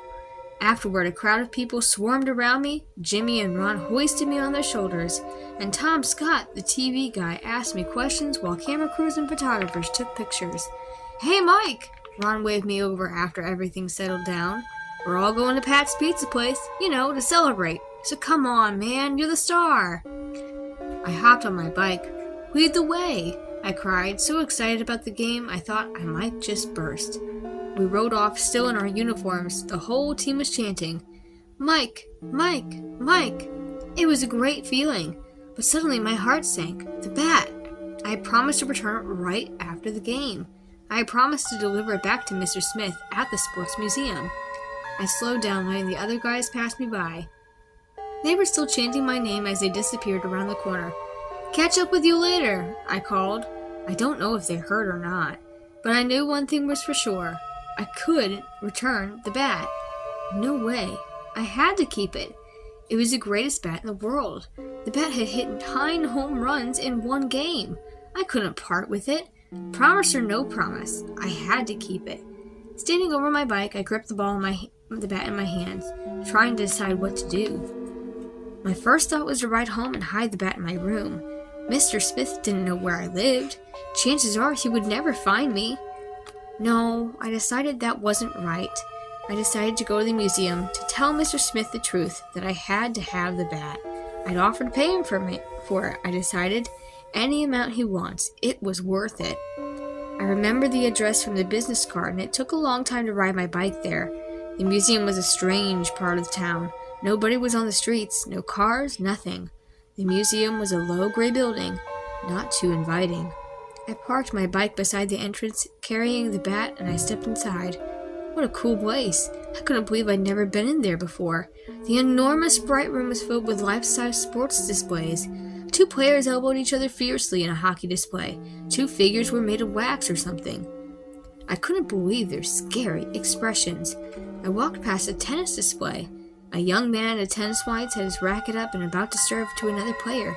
They looked so real. I expected to see the ball fly over the net. I passed 2 high school basketball players going up for rebound. Their muscles were straining. I could actually see beads of sweat running down their faces. Cool, I thought, leaning on the bat as I studied the display. So cool. The baseball display was under construction. Part of a diamond had been built, but there were no wax figures playing baseball. As I stared at the real-looking scene, Mr. Smith appeared from behind it. "Hello, Mike," he said, smiling. His bald head shone under the bright display lights. "Thanks for returning the bat." I hesitated. I can't return it," I stammered. His silver eyes narrowed in surprise. "What?" "I have to keep it," I told him. "It's the greatest bat in the world." "I'll do anything to keep it, Mr. Smith," I pleaded. He rubbed his pale chin. "Well, really," I insisted. "I really need this bat. I want to keep it forever." "Okay," he agreed. "You can keep it forever." My mouth fell open. I was stunned. "You mean it? I can keep it?" He nodded, smiling. "If that's what you want," he murmured. "Let me see your swing, Mike. Take a good swing, okay?" I was so happy and grateful I lifted the bat, starting to show off my swing, and then froze in a blinding flash of silver light. And I'd been standing here ever since, frozen in place, the bat gripped tightly in my hands, about to take my best swing. A lot of time has passed. I don't really know how much. I stared out at the cardboard backdrop and prepared to take my swing. People visit the sports museum and they come over to play the baseball. People visit the sports museum. They come over to the baseball display and they stare at me. They talk about how real I look and what a great swing I have. It makes me happy that they like my swing, and I guess I have one other thing to be happy about. I get to keep the bat forever. The end. Tonight we're going to be reading the 7th story in the book, Mr. Teddy. "Mom, can I please get this teddy bear? Please? I'll never ask for another thing." Willa clasped her hands together and gazed longingly at the stuffed bear, staring at her from the department store shelf. Willa was a collector. She collected stuffed animals. Dolls, posters, porcelain eggs, you name it. Every inch of her room was crammed with her collections. "Mom, look at him," Willa gushed. "Have you ever seen such a cute little brown paws? And look at his big round eyes. They're practically glowing." Leaning on the counter, Gina, Willa's 11-year-old sister, started to whine. "Mom, no fair! Willa already has enough stuffed animals to fill this whole store." "So," Willa shot back, "I can't help it if your room is bare, Gina." Gina made a face at her older sister. "That's because every chance you get you beg Mom to buy you something else. Mom, get me this. Mom, buy me that," Gina mimicked. "Girls, that's enough," Mrs. Stewart cut them off. Willa and Gina stared at each other. "Willa, you're 12. Aren't you getting too old for teddy bears?" her mom asked. "I can't help it, Mom," Willa replied. "I want him. He's not like any other stuffed animal I've ever seen." "His eyes are weird," Gina commented. "They are not," Willa protested, but she knew Gina was right. She could almost feel the bear studying her with those huge eyes of his. "Willa," her mother said, "there isn't any space left in your room. Where will you put it?" "I'll put Old Bear on the shelf and sleep with this one," Willa replied. Gina folded her arms. "What's wrong with Old Bear?" "Nothing," Willa told her. "I just love this one." She pressed him against her cheek. "See how cuddly he is, Mom. Please." Mrs. Stewart hesitated. "Well, Mom, that's not fair," Gina wailed. "Willa's always getting stuff. What about my CD player?" "Gina, a CD player costs a lot more than a teddy bear," her mother answered sharply. "That's something you can ask for on your birthday." "Mom, please," Willa said, still clutching the bear. "Oh, all right," her mother said, sighing. "But this is it, understand, Willa?" Willa threw her arms around her mother.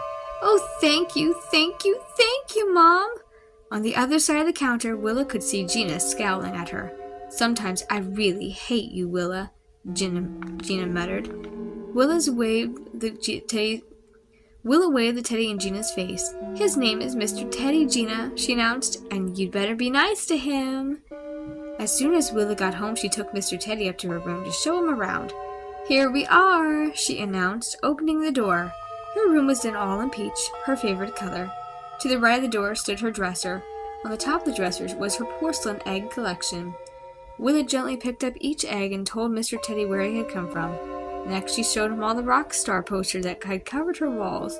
Then she went through the 2 long shelves above the dresser, crammed with stuffed animals. And when she finished with the animals, Willa took Mr. Teddy over to the doll collection in the other corner. Willa had been collecting dolls the longest and had the biggest collection of anyone she knew. Still clutching Mr. Teddy, Willa crossed the room to her bed. "Hello, Old Bear," she said. She reached onto the pillow and picked up her ragged old teddy bear, the one she'd slept with since she was a baby, and kissed him on the top of the head. "You're going to sleep over here now," she said, crossing back over the shelves. She pushed aside its stuffed unicorn to make room for the Old Bear. "Sleep tight," she told him. Gina poked her head into the other room. "Who's in here?" she asked. "No one," Willa replied. "Then who are you talking to?" "Nobody." Gina's eyes lit up. "You were talking to your stuffed animals again, weren't you?" She started laughing at Willa. "Shut up, Gina," Willa snapped. "You're mad because you didn't get a CD player." "I am not," Gina answered. "I'm mad because you have Mom wrapped around your little finger, and every time you ask for something, she buys it." She stormed out, slamming the door behind her. Willa glanced down at Mr. Teddy. "Don't worry about Gina," she whispered, carefully placing him on her pillow. "I bet she wishes she had a special bear too, but she doesn't. You're all mine, Mr. Teddy. All mine." That night, Willa slept with Mr. Teddy hooked on her arm. At first, it felt funny to sleep with something so soft and fluffy. All the fur on Old Bear had worn off a long time ago, but Mr. Teddy seemed to be staring at her. Every time she turned to move, she felt his big eyes watching her. Willa woke up early the next morning. The sun barely began to rise. Outside, she could hear birds chirping, but something didn't feel right. She lifted her head and stared down at her bed. Where was Mr. Teddy? She groped around her covers, but still couldn't feel him anywhere. Where was he? Willa pulled herself up and squinted in the dim light. Had Mr. Teddy fallen out of bed? She peered down at the floor. Not there. She shook her covers again, then leaned over to check underneath the bed. "Are you there, Mr. Teddy?" she called softly. A sock and some dust balls stared back at her. Where could Mr. Teddy be? Willa's eyes moved up to her dresser, then over to the windowsill above the doll corner. She caught her breath. Mr. Teddy sat propped up on the windowsill, staring back at her. His eyes seemed to be shining. "Huh?" Willa murmured. "How'd you get over there?" She climbed out of bed and lifted him off the windowsill. "Mr. Teddy," she scolded. "What are you doing? Did you get up and move during the night?" The bear's dark eyes glowed back at her. "Stop staring at me like that," Willa laughed. "You're giving me the creeps." She kissed him on the top of the head and plopped him back on the pillow. "Maybe I woke up and put him there myself and just don't remember," Willa said to herself. At breakfast, she caught Gina staring at her. "What are you looking at?" she asked sharply. "Nothing," Gina smirked. "Did you come into my room last night?" Willa demanded. "No," Gina replied, still smiling. "Why would I?" The next night, before she fell asleep, Willa made sure Mr. Teddy was hooked firmly in the crook of her arm. It took her a long time to fall into a restless sleep. She kept waking up and checking on Mr. Teddy, but he was always right where she left him, in the bend of her arm, watching everything with those big, dark eyes of his. In a funny way, Willa felt as if he were guarding her. She woke up the next morning with a start. Immediately she felt around for Mr. Teddy. Gone again. Willa glanced suspiciously at the windowsill. Not there either. She sat up in bed and began to search the room. Her eyes swept over the doll corner, the floor, then moved up the dresser. "Hey, you!" Willa cried out when she spotted Mr. Teddy up on top of the dresser. "What's going on, Bear? What are you doing over there?" She jumped out of bed and hurried over. She gasped when she saw the 2 porcelain eggs. They lay smashed under the big teddy bear. Mr. Teddy's eyes had an evil glow. "Who did this?" Willa demanded. "Who broke these eggs?" Willa tried to think. It couldn't be Mr. Teddy. He didn't climb the dresser and plop down on the eggs. No way. So who could it be? The one person who was jealous of all of her stuff. "Gina!" Willa shouted furiously. "How could you do this?" Willa stormed into Gina's room. Empty. Where was she? Willa stomped back into the hall and stood at the top of the stairs. "Gina, I'm going to get you for this!" Her mother appeared at the bottom of the stairs. "Why are you shouting, Willa? Where's Gina?" "She left early for school," her mother said. "Remember, she has chorus practice." Willa clenched her fists. "Wait till she gets home tonight," she growled. "She'll be singing a sad song when I get through with her." That afternoon, Willa paced the front hall waiting for Gina to return home. She paced back and forth, checking out the window every time she passed by it. Finally, she saw Gina coming up the front walk, and she angrily pulled open the front door to greet her. "I know it was you who smashed my porcelain eggs last night," Willa uttered in a shaky voice. She blocked Gina's path. Gina pushed her aside. "What are you talking about, Willa? Are you totally losing it?" "You know what I mean," Willa insisted.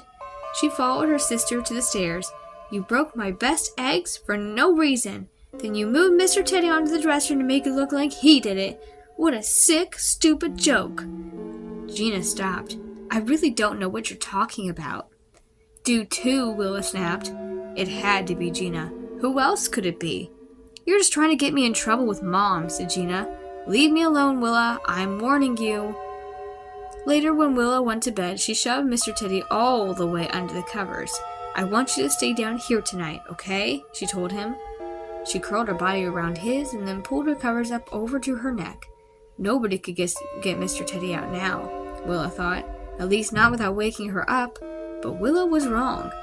The moment she woke up the next morning, Willa reached under the covers for Mr. Teddy, but he was gone again. Huh?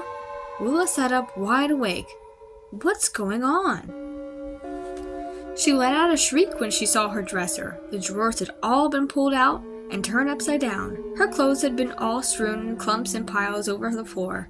Angrily hurling herself out of bed, Willa kicked aside a pile of t-shirts. "Gina!" she shrieked. "I'm going to murder you for this!" Glancing up, she saw Mr. Teddy. He grinned at her from the dresser top. Willa grabbed him. "Why is this happening to me?" she screamed. "Tell me this isn't a dream." Mr. Teddy's eyes glowed brighter, and Willa heaved him onto the bed. She flew down the stairs and burst into the kitchen. Gina was eating a bowl of cereal. "Why did you do it, Gina?" Willa demanded, clenching her hands into tight fists. Why did you sneak into my room and mess it all up? And Gina gazed up from her breakfast. "I haven't been near your room. Honest." A grin broke out over her face. Willa let out a furious cry. "See, Mom? See? She's smiling!" Mrs. Stewart narrowed her eyes at Gina. "Have you been playing mean jokes on your sister?" she demanded. No way!" Gina screamed. "Why are you blaming me for something I didn't do? I just smiled because it's funny, but I didn't do anything. Really." Willa stared hard at Gina. "I know you're lying," she said softly. "You're a liar, Gina. A total liar." "I am not," Gina shouted. She scraped her chair back from the table and jumped up. "You're the liar," she told Willa. "You're just trying to get me in trouble for no reason." She turned and stormed out of the kitchen. "Stay out of my room, Gina," Willa called after her. "You'll be sorry. I mean it. I really do." That night before climbing to bed, Willa shoved her dresser up against her door. "There," she said, pressing Mr. Teddy's soft body against her arm. "That should keep Gina out of here. What do you think, Mr. Teddy?" Mr. Teddy's round black eyes glowed back at her. She slept restlessly again that night. Feeling hot, she kicked off her covers. She turned on one side and then the other. She had strange nightmares, and when she woke up the next morning before her eyes even opened, she reached out for Mr. Teddy. Gone. Willa's eyes shot open and she screamed. The dresser had been pushed to the middle of the room. She sat up, her heart pounding. My room!" she murmured. Swallowing hard, she stood up and gazed around her room. Her posters, they had all been ripped from the walls and crumpled onto the floor. Willa's eyes moved to the shelves, to her stuffed animals. A cold, sick feeling spread through her stomach. Nearly all of her animals had been pulled apart. Shredded. Bits of them lay strewn apart the room, a tail here, a piece of stuffing there. Their eyes had been torn out of their heads, their arms and legs ripped from their bodies. Willa staggered to her doll corner. Every doll had been broken and torn apart. They lay in heaps of arms, scraps of clothing, broken heads, and patches of hair. "Hey!" Willa raised her eyes to the top of the shelf. Mr. Teddy stood there triumphantly, his eyes glowing happily. In one raised paw, he held an arm from one of her dolls. "No," Willa murmured. "No, please, no!" Mr. Teddy suddenly toppled forward, his outstretched arms reaching for Willa's throat. Willa let out a shriek and dived out of his way. The bear landed on the floor with a soft thud. Willa spun around, tripped over parts of the dolls and stuffed animals. She plunged out of her room and down the stairs, into the kitchen. "Willa, what is it? What's wrong?" demanded her mother. "Mom, come up to my room," she sobbed. "Everything I own. All my dolls, my animals. Gina wrecked it all," she cried furiously. "Huh?" Mrs. Stewart's face twisted in surprise. "Gina?" "Yes, Gina," Willa declared. "She broke into my room last night, Mom. She wrecked everything. Everything." "But that's impossible," Willa's mother cried. "Gina wasn't home last night, Willa. Don't you remember? She had a sleepover at Maggie's house." Willa pressed her hands against her face. The room began to spin wildly. That's right, she remembered. Gina wasn't home last night. "No." She backed out of the kitchen, hands against her cheeks, shaking her head. She didn't want to believe it. It couldn't be. But there was no other explanation. She ran blindly up the stairs, and she grabbed Mr. Teddy off the floor. His eyes glowed up at her as Willa frantically ripped him to pieces. "It was you! After all, wasn't it?" she cried, tearing off his arm, pulling out his white stuffing and letting it all fly across the room. "It was you! With a cry of fury, Willa tore off Mr. Teddy's head. "I hate you!" she shrieked. She tossed the head out the open window. "Evil thing, now you're gone! You can do no more evil!"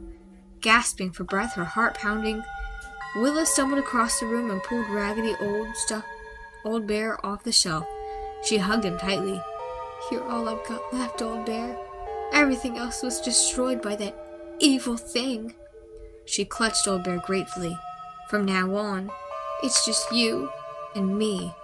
Willa didn't see the pleased smile form on Old Bear's mouth. She didn't see his eyes begin to twinkle merrily. Next time, Old Bear thought to himself, maybe you won't be so quick to get rid of me, Willa. Maybe you've learned your lesson. You can't put me away on a shelf. Not me. I'm your bear. And I'm going to be with you for the rest of your life. The end. Tonight we're reading story number 9, Broken Dolls. "You broke my doll!" Tamara Baker screamed. "I did not," Neil, her 7-year-old brother, protested. "The arm fell off. It wasn't my fault." Tamara grabbed the doll from his hands, and the slender pink arm fell to the floor. "That's the 3rd doll you broke, Neil," she cried. "Why can't you keep your paws off my doll collection?" "Aw, you've got plenty more," her brother muttered, pointing to Tamara's shelves and shelves of dolls. "You could at least say you're sorry," Tamara scolded. "Sorry," Neil said softly, and then a grin spread across his face, and he added, "Not." He turned and ran out of Tamara's room. She angrily slammed her door. She replaced the broken doll on the shelf and shook her head. Then she walked to the mirror to brush her hair. Tamara studied her reflection. She was 12, and her face was longer and thinner than ever before. That was fine with Tamara, who wanted to look older. She had large brown eyes. They were her best feature. Her skin was tanned, her nose was small and straight, and best of all this year, no braces. Tamara smiled. She was satisfied except for her hair. Tamara's hair was a long, dark, wavy mass that had always refused to be put up in a normal style. Tamara frowned and tugged at it. "I have a bad hair day every day," she thought gloomily. She brushed it back and jammed a couple of barrettes in it. "Tamara, are you coming?" She heard her dad calling impatiently from downstairs. He hated waiting. He was taking the family to the crafts fair at the fairgrounds, and he insisted on getting there in the fairgrounds when they opened up at 10 a.m. Tamara opened her door and stepped out onto something squishy. It made a squeaking sound, and Tamara jumped a mile. And then she spotted Neil peeking out of his door, laughing his head off. "I scared you! I scared you!" he crowed. Tamara picked up the object. It was a bath toy inside of a sock, placed just where Tamara would have to step. She aimed and threw it at Neil's laughing face. He bolted for the stairs, and she chased after him. "Children! Children!" Mrs. Baker cried as the two circled around her. "Stop this right now!" "She started it," Neil claimed in his whiniest voice. "Mom, he broke another one of my dolls," Tamara said. "Stop it, just stop it," their mother ordered. "Get in the car, both of you." The car ride seemed to take forever. Tamara sat in the back seat with Neil. Neil had never been able to sit still for more than 10 seconds, and he squirmed and bounced and stretched his neck to see out all the windows at once. It drove Tamara crazy. Once they were at the fairgrounds, Neil went wild. He wanted to see everything and be everywhere at once. "Tamara," Miss Baker said, "your dad and I want to see the ceramics, but I don't want Neil around things that can break." "Good thinking, Mom," Tamara replied, rolling her eyes. "So why don't you take him for half an hour and then meet with your father and me at the information booth after that?" Mrs. Baker suggested. "Me? Take Neil?" Tamara howled in horror. "What do I look like, a wild animal trainer?" "No," Neil giggled. "You look like a wild animal. Ha ha ha." Tamara could see that she was trapped. "Okay, I'll do it," she grumbled. "Come on, you little monster." Tamara held Neil's hands in a grip of death so that he couldn't get away. She wished she had a pair of handcuffs. She strolled around looking at the exhibits, ignoring Neil's non-stop chatter. Tamara wasn't much of a crafts person. Her mom was the craftsy one. Mrs. Baker couldn't look at a simple t-shirt without wanting to put rhinestone studs on it. Still, Tamara enjoyed walking through the booths. There were quilts, clay pots, lots of handmade jewelry, and carved wooden toys that got even Neil's attention. "Wow, how does this wooden pop gun work?" Neil asked. Tamara wasn't too interested in pop guns. She turned to look at the booth across the aisle and saw the dolls. There were at least 15 or 20 of them, and they were strikingly human-looking. The dolls all had different faces, different expressions. One looked sweet, another pouting, the next was crying, and another was asleep. On and on, like a quiet nursery. Tamara stared from doll to doll. They were so real looking. She thought if she touched one, the doll would feel warm, not cold like a regular doll. She reached out. "Do you like them?" a raspy voice called from right behind her. Tamara jumped, and she turned and faced an oldest woman that she had ever seen. Her withered face was lined with deep crags, her white hair hung down stiff as a straw, her eyes were narrowed slits. "Did you make these dolls?" Tamara asked. "Oh, every one, dearie." "I've never seen dolls like these before. They're so real." "No two are the same," the old woman replied, "and they're perfect in every detail. Go ahead, take a closer look." Neil padded over to Tamara. "I'm hungry," he whined. "I'll get you something in a minute," Tamara snapped. "Aren't you precious?" the old lady crooned at Neil. "Quite the little man. I think there may be a cookie around here for such a nice boy." Neil perked up at the mention of a cookie, and Tamara turned back to the doll she'd been studying. It was wearing a dark purple dress with white trim. She picked it up. "Wow, it weighs as much as a real baby too," she said. "That's incredible." Tamara set the doll down and turned around. As she did, she thought she saw the old lady put her hand on Neil's head. The gesture was odd and formal, almost like a blessing. Strangest of all was the look on Neil's face. He stood still and quiet. Tamara grabbed Neil's hand harder than she intended and pulled him away from the old booth. "Come on, we've got to go look," she said. "Thank the lady for the cookie." "Thank you," Neil grumbled through a mouthful of crumbs. Tamara and Neil met their parents, and the four of them walked around the exhibits together. They didn't go past the old doll booth again. When Mr. Baker had had enough and Mrs. Baker had bought enough goodies to keep an entire family in puff paint heaven through Christmas, they all piled into the family car and headed home. Neil didn't squirm the way he had on all the way to the crafts fair. In fact, he didn't do much of anything. He sat back in his seat, staring straight ahead. Mrs. Baker noticed Neil's unusual quiet behavior as soon as they got home, and she felt his forehead. "Ted, he's running a fever," she told her husband. "Probably all the excitement today," Mr. Baker replied. "I'll get the baby aspirin. Neil, get into bed." "I don't want to go to bed. It's daytime," Neil protested, but he went upstairs anyway. Mrs. Baker got Neil into his pajamas and brushed her hand over his head lovingly. Tamara went upstairs just as Mrs. Baker pulled her hand away, chuckling. "What have you gotten into, young man?" she asked, wiping away something from her hand. "You've got some kind of goop in your hair." "Dolly jelly," Tamara heard Neil grumble, before he drifted into a feverish sleep. Later in the afternoon, Neil was covered in a light rash. His face was pale and washed out. "Looks like an allergy, Marge," Mr. Baker decided. "What did he eat today?" "Oh, Ted," Mrs. Baker replied, sighing. "What didn't he eat?" Tamara felt bad that her brother was sick. She went to his room to sit with him for a little while, and he looked so pale as if his face were fading away. She placed her hand on his forehead, and it felt really hot. Neil was mumbling something in his sleep, not listening. "No dollies. Don't want to be a dolly. No dolly. Jelly. No." Dollies? Tamara remembered the doll lady, the cookie.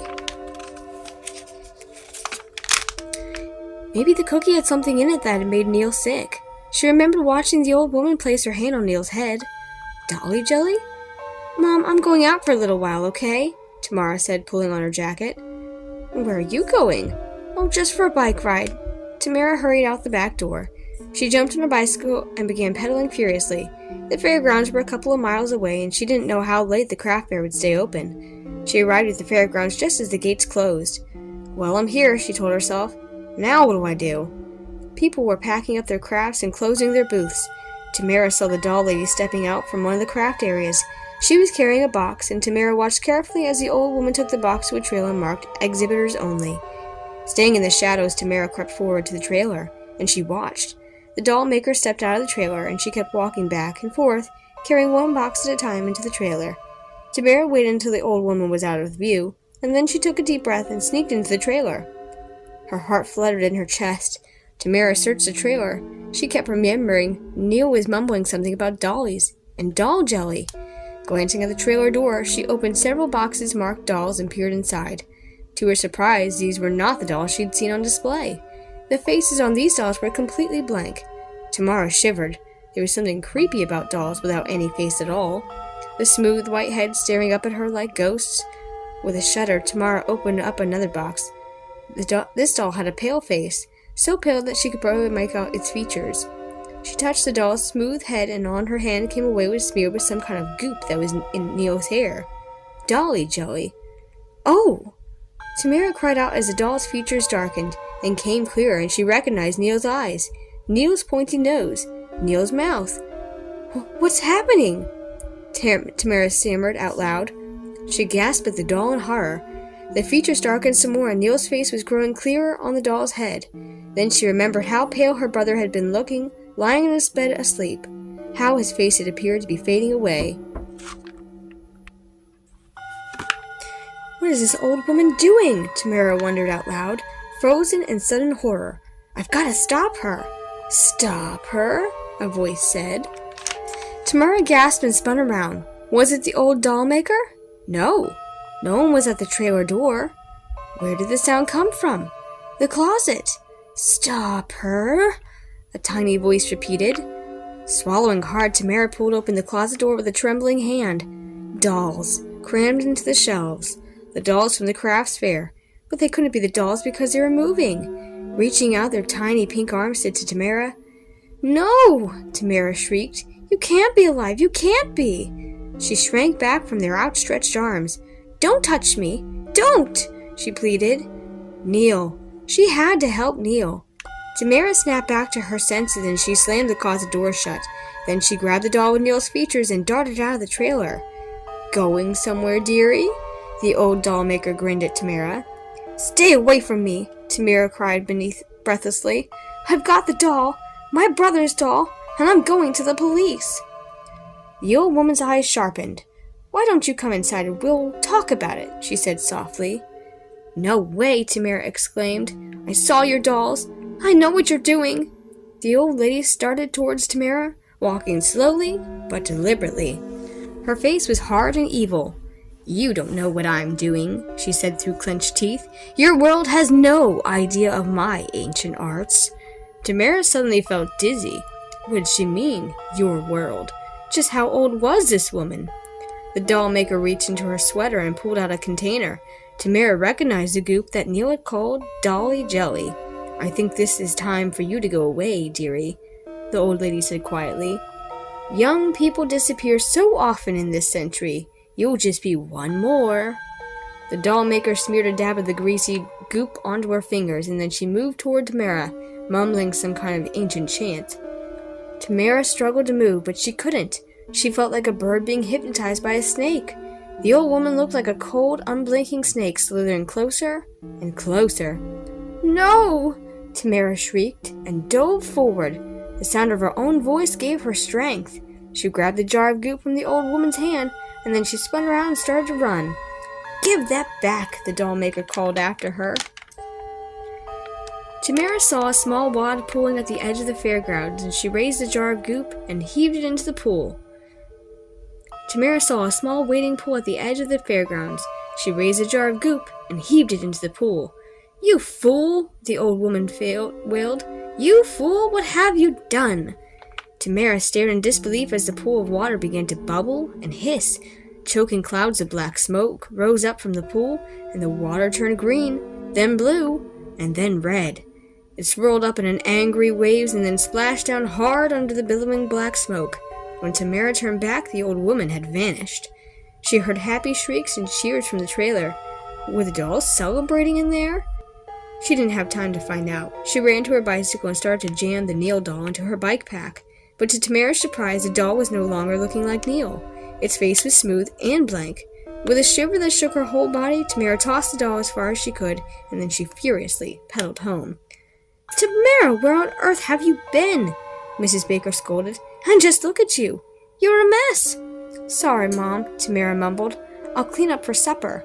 Neil popped into the kitchen. He grinned at Tamara. You look like you've been playing in the mud, he exclaimed. Piggy, piggy. Neil, you're all right, Tamara cried joyfully. She dropped to her knees and gave him an enthusiastic hug. Did you believe it? Do you believe it? Mrs. Baker said. All of a sudden, his fever dropped and he was his old self again. His bratty old self, Tamara laughed, ruffling Neil's hair. Well, that's just fine with me. Everything was back to normal. Tamara decided to forget about the old doll maker and the frightening living dolls, still forcing the old woman out of her head until one night a few weeks later. Her parents had gone out and Tamara was babysitting Neil. Someone knocked on the front door. "Who's there?" Tamara called out. No reply. "Who's there?" she repeated. Still no reply. Tamara peered out through the front window. A dark, moonless night. She didn't see anyone. Curious, she pulled open the front door and found a package on the front stoop. "Hey!" She stared out at the dark street. Who delivered this? She carried the box inside and started to unwrap it with the brown paper.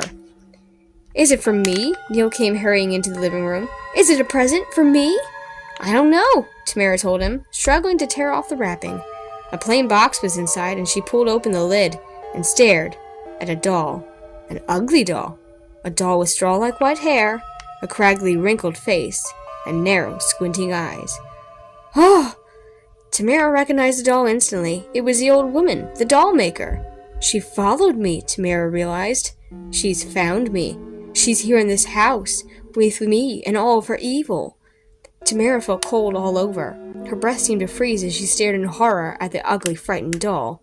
She nearly dropped the box. What am I going to do? What can I do? The idea popped into her head. She handed the doll to Neil. "Bet you can't break this one," she told him. "Huh?" He gaped at the doll and then back to Tamara. "I dare you to break this one," Tamara said. "You dare me?" Tamara nodded. "Bet you $5 you can." "Oh, it's a bet," Neil replied, and he went to work on the doll. The end. Tonight we're finishing it up with the 10th story, A Vampire in the Neighborhood. We knew there was something different about Helga the first time we saw her. For one thing, she had that strange name. Helga. Such an old-fashioned name. Helga looked old-fashioned, too.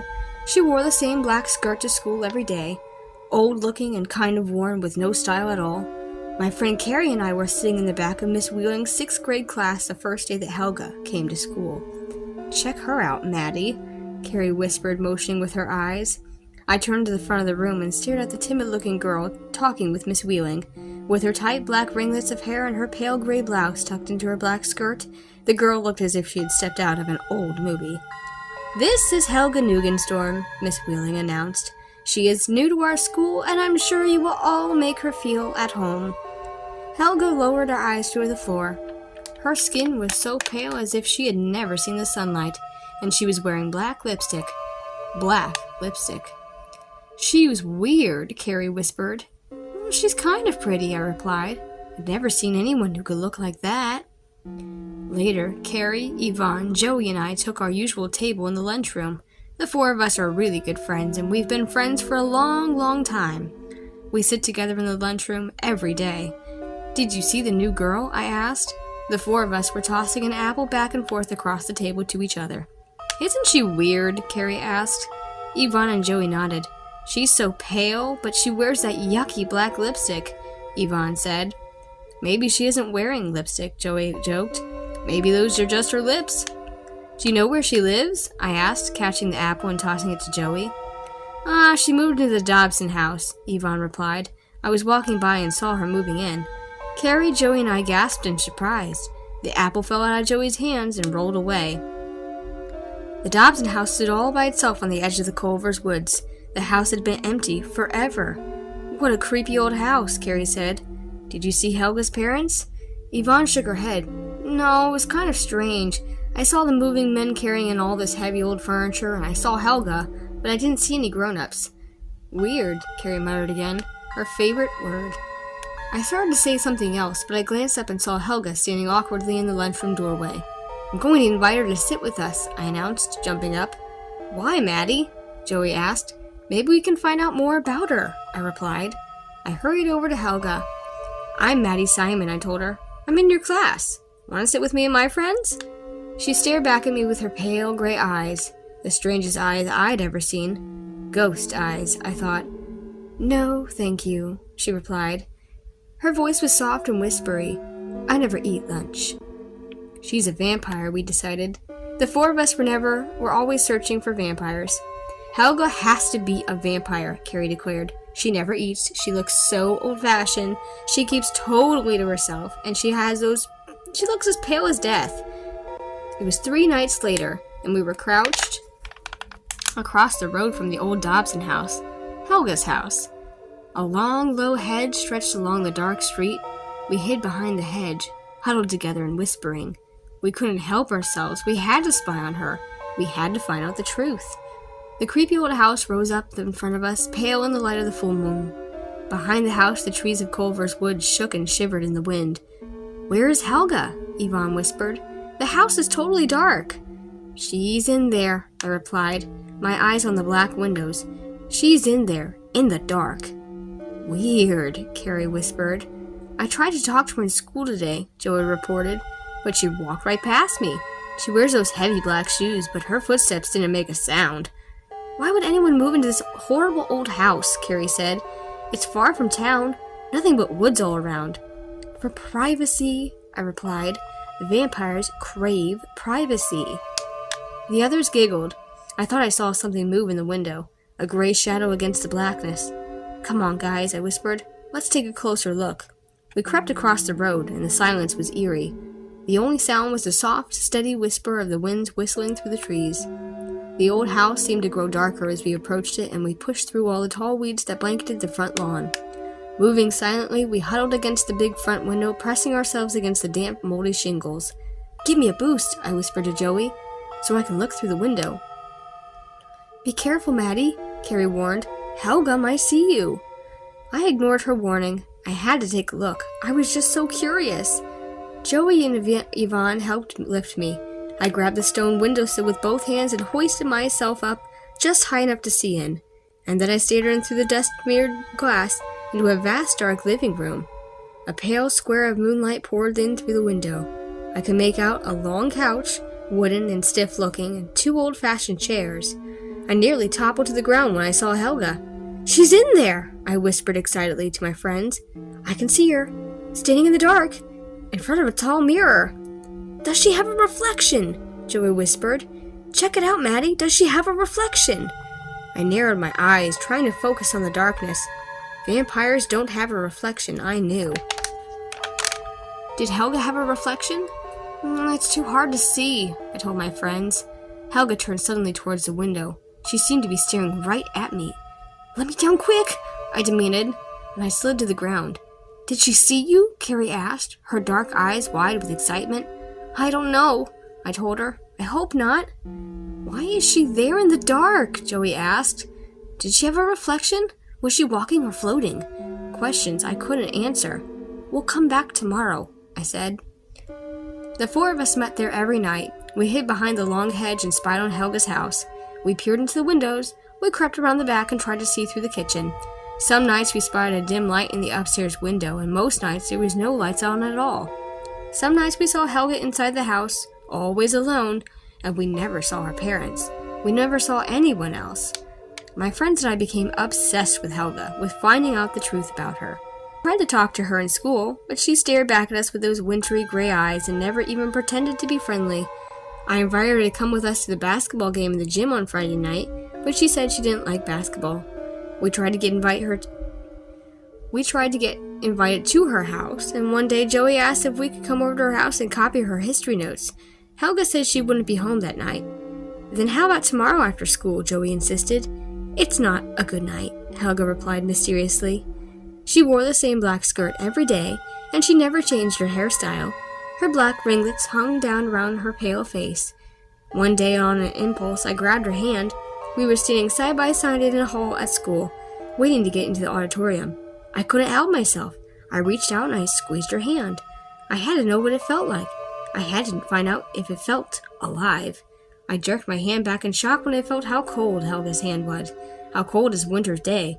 As cold as, well, death. She is a vampire, I decided.